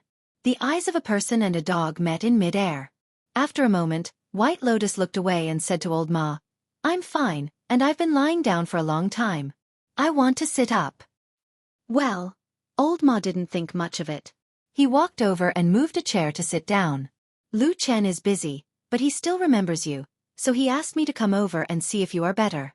If there is anything you need my help with, just tell me." White Lotus shook her head and said, I'm fine. Old Ma moved his fat body on the chair and asked curiously, "How did you get hurt? Why did you suddenly cause such a big trouble? Can you tell me?" White Lotus glanced at him and asked, "Didn't Lu Chen tell you?" Old Ma was stunned for a moment and said, No. White Lotus said. It seems that he doesn't keep everything from you. After a pause, she looked at old Ma, whose face was a little gloomy, and said lightly, Actually, I don't know. I only remember that I followed Lu Chen to the underground city, and then I lost consciousness. I can't remember what happened after that, but when I woke up, I was probably here. Oh. Old Ma didn't say anything more. Or perhaps he wasn't particularly familiar with this girl, so he didn't have anything to say. After dawdling for a while, the atmosphere became a little awkward, so old Ma quickly found an excuse to get up and leave. However, just as he was about to leave the room, he suddenly stopped in his tracks as if he had something to say. White Lotus felt his movement and looked over. Old Ma hesitated for a moment and said to White Lotus, Lu Chen isn't a bad person, at least he's a good friend. He's done everything he can for you. Don't blame him. White Lotus stared at him for a moment, and her expression gradually eased. She nodded and said, I know. Old Ma chuckled and turned to leave. Suddenly, he heard White Lotus say, Actually, you're also a good friend. Does Lu Chen know that? Old Ma paused for a moment, but he didn't look back. Then, he walked out of the door and left. Atsu followed him and left. When he left, he looked back and stared at White Lotus fiercely and vigilantly. It seemed that the relationship between this black dog and this girl was always inexplicably tense. Old Ma and Atsu left after the somewhat routine greeting, and the room quickly returned to its original cold and cheerless state. White Lotus walked over and closed the door. After thinking for a moment, she locked it. Just that when she silently turned around preparing to walk back to the bed, her vision suddenly blurred. Just behind her, in this cold and lonely room, a huge and tall figure suddenly appeared, like a mountain peak standing behind her, and then looked down at her from above. It was a huge and burly bald man in a loose robe. Just by standing there quietly, he already looked like a god. This room was surrounded by walls, and probably only connected to the outside world through the window and the door. But judging from the size of the doorframe, it was impossible for this bald man to enter and exit freely, not to mention the smaller window. How did he enter this room? How did he manage to stand behind White Lotus without a sound? At that moment, White Lotus felt goosebumps all over her body. Her face turned pale and her body began to tremble. It was as if she had subconsciously taken a step back, wanting to escape from this place. But in her panic, this indifferent and emotionless true Lord Tianlan suddenly stretched out his hand. His movements did not seem fast, as if he was calmly extending his hand to greet her. However, White Lotus's eyes were filled with despair. Her entire body seemed to be bound by an invisible force, trembling uncontrollably. She watched helplessly as the hand reached for her face, and then, as if it was teasing her, grabbed her chin and lifted it up a little. She seemed to have lost all the strength and courage to resist when facing true Lord Tianlan. Her whole body trembled, and her face was lifted high. There was even a look of fear in her eyes. True Lord Tianlan looked at her with great interest. He stared at her for a while, thought for a moment, and then nodded. You seem to be very afraid? He calmly asked White Lotus. This sentence sounded very gentle and quiet, not like the cruelty of an old cat catching a mouse. But White Lotus seemed to be even more afraid. Her body trembled and she couldn't speak. True Lord Tianlan didn't seem to care about this at all. His thick fingers caressed White Lotus' delicate and fair face as if he was touching a rare treasure. After a while, he suddenly smiled and said to her, The method of blood food originated from the southern border barbarian witchcraft which had been passed down for a long time. Later on, those trash of the devil cult took it and slightly improved it. It looks like it can be used, but in fact, there are a lot of hidden dangers in it. It looks scary and powerful, but in fact, it's a broken thing that can't even be shown in public. You actually treat this thing as a treasure? He said with a smile, looking at the girl in front of him like a wolf.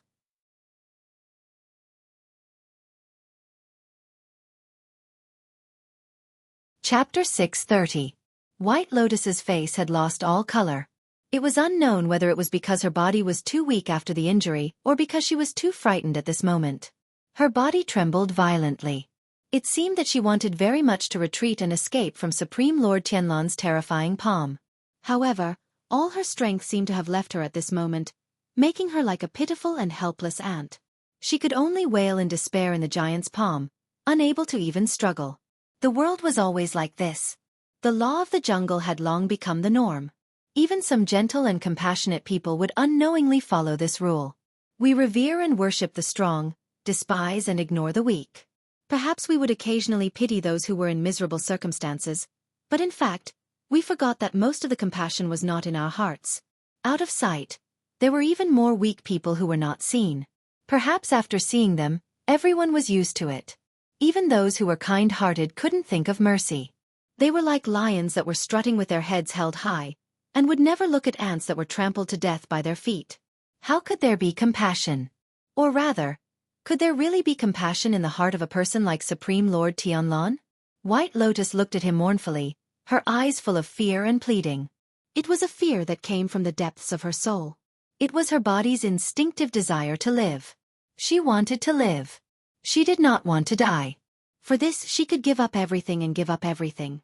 Her eyes clearly and plainly expressed her thoughts, but Supreme Lord Tianlan was not moved. Perhaps to a giant like him who had stood at the peak for too long, these so-called desires and the so-called price to pay were just a joke to him. He threw them away like they were old shoes. He did not care about them at all. Of course, there were things that he valued, but they were not on White Lotus. Therefore, he smiled coldly and ruthlessly. After a trace of disgust flashed across his eyes, he probably saw what he hated about the devil cult and touched the thread in his heart. His palm slowly moved down from White Lotus's chin. White Lotus's body began to tremble violently. She could clearly feel the rough skin brushing past her smooth neck before stopping in the middle of her neck. The bald giant looked at her indifferently. The giant palm that seemed to be able to destroy everything began to slowly tighten, violently and forcefully squeezing out all the aura in her body. Her heart received the painful reflex of her body and became angry. It began to beat violently, desperately trying to transfer the dark red blood to her head. However, when it reached her neck, it was as if it had encountered an impenetrable dam, and it stopped moving. White Lotus's feet went soft, and then she was in the air. Her body had already left the ground. She was grabbed by the neck and raised into the air. Her vision began to blur, and her feet began to kick wildly. Before the last bit of sober consciousness disappeared, White Lotus sadly found that she was actually too afraid to attack this person in such a situation. But he couldn't do it either. The aura of life was rapidly fading, and the world gradually darkened. Her mind gradually became blank. At a certain moment, a song from a long time ago suddenly echoed in her mind. It seemed to be a song related to the albizia flower. She wanted to sing, but she couldn't. She didn't know why, but some fragmented images suddenly flashed through her mind, like fragments of memories that had long been lost. In that daze, she seemed to see a kind woman hugging her and kissing her. White Lotus desperately wanted to see that face clearly, but it was always blurred. Suddenly, a huge black shadow fell from the sky, took everything away, destroyed everything, and smashed the only figure that she felt warm into pieces. Then, like a mountain, it turned around and slowly walked towards her. Her vision went black, and she fainted, completely losing consciousness. The room was quiet. True Lord Tianlan indifferently looked at the girl in his hand who was slowly lowering her head. With the last bit of strength left, he could completely destroy this budding life. As long as he used a little more strength on his fingers. As long as he tightened the gap between his palms. Even he himself knew that he didn't need to go through so much trouble from the beginning. He could have easily crushed this woman with a finger, instead of torturing people like those trash from the devil cult. But he still didn't do it immediately. He suddenly felt that he was a bit like a member of the devil cult. This thought made True Lord Tianlan a little unhappy, but he still didn't let go. At this moment, a sudden sound of footsteps came from outside the room. A moment later, a familiar voice came in. It was Lu Chen. White Lotus, are you okay? True Lord Tianlan was silent for a moment. Then he threw White Lotus away like throwing a rag. With a bang, White Lotus's body fell unconscious and fell to the ground, knocking over a table and making a loud noise. The outside of the room instantly quieted down. But what followed was not the expected scene of someone breaking the door and entering. Instead, it was silent, as if Lu Chen's voice was just a hallucination of the wind and no one had come here at all. True Lord Tianlan tilted his head and glanced at the door. Then, his eyes slowly swept across the wall, sweeping across some unknown places on the wall. The corners of his mouth suddenly revealed a trace of a smile, as if his mood had suddenly improved, as if he had seen something that he liked and was satisfied with. He quietly stood in the room, gazing at the surrounding walls, and then patiently waited. At the corner of the wall about 7 feet away from the door, there was suddenly a very soft sound. It was so soft that it was almost inaudible, as if someone had carelessly touched the wall. But true Lord Tianlan's eyes were already one step ahead of it, staring at that place. He stood quietly. If he wanted to, perhaps he could make it so that not a single trace of his aura leaked out. He could turn invisible and empty, or he could transform into anything, making people think that it was a table, a chair, or a bed and not arousing any suspicion. But he didn't. He just smiled and looked at the corner, casually not controlling his own aura. The sound in the corner instantly went silent. Like a vigilant wolf that had sensed some unknown threat in the darkness, even though there was an urgent bait in front of him, he still forced himself to endure it. The sound outside the room quieted down, followed by a faintly discernible killing intent. Inside the room, true Lord Tianlan's eyes became increasingly bright. His gaze began to drift again, looking at the four walls, sometimes fast, sometimes slow. It seemed that no matter how the person outside the room moved, they could not escape his perception. And that terrifying aura locked the person outside the room, making that killing intent thicker and thicker, as if it was about to explode. You're tuning in to the Xiaofan's Wuxia Tales YouTube channel. Don't forget to subscribe and join us on this journey to catch the most captivating stories.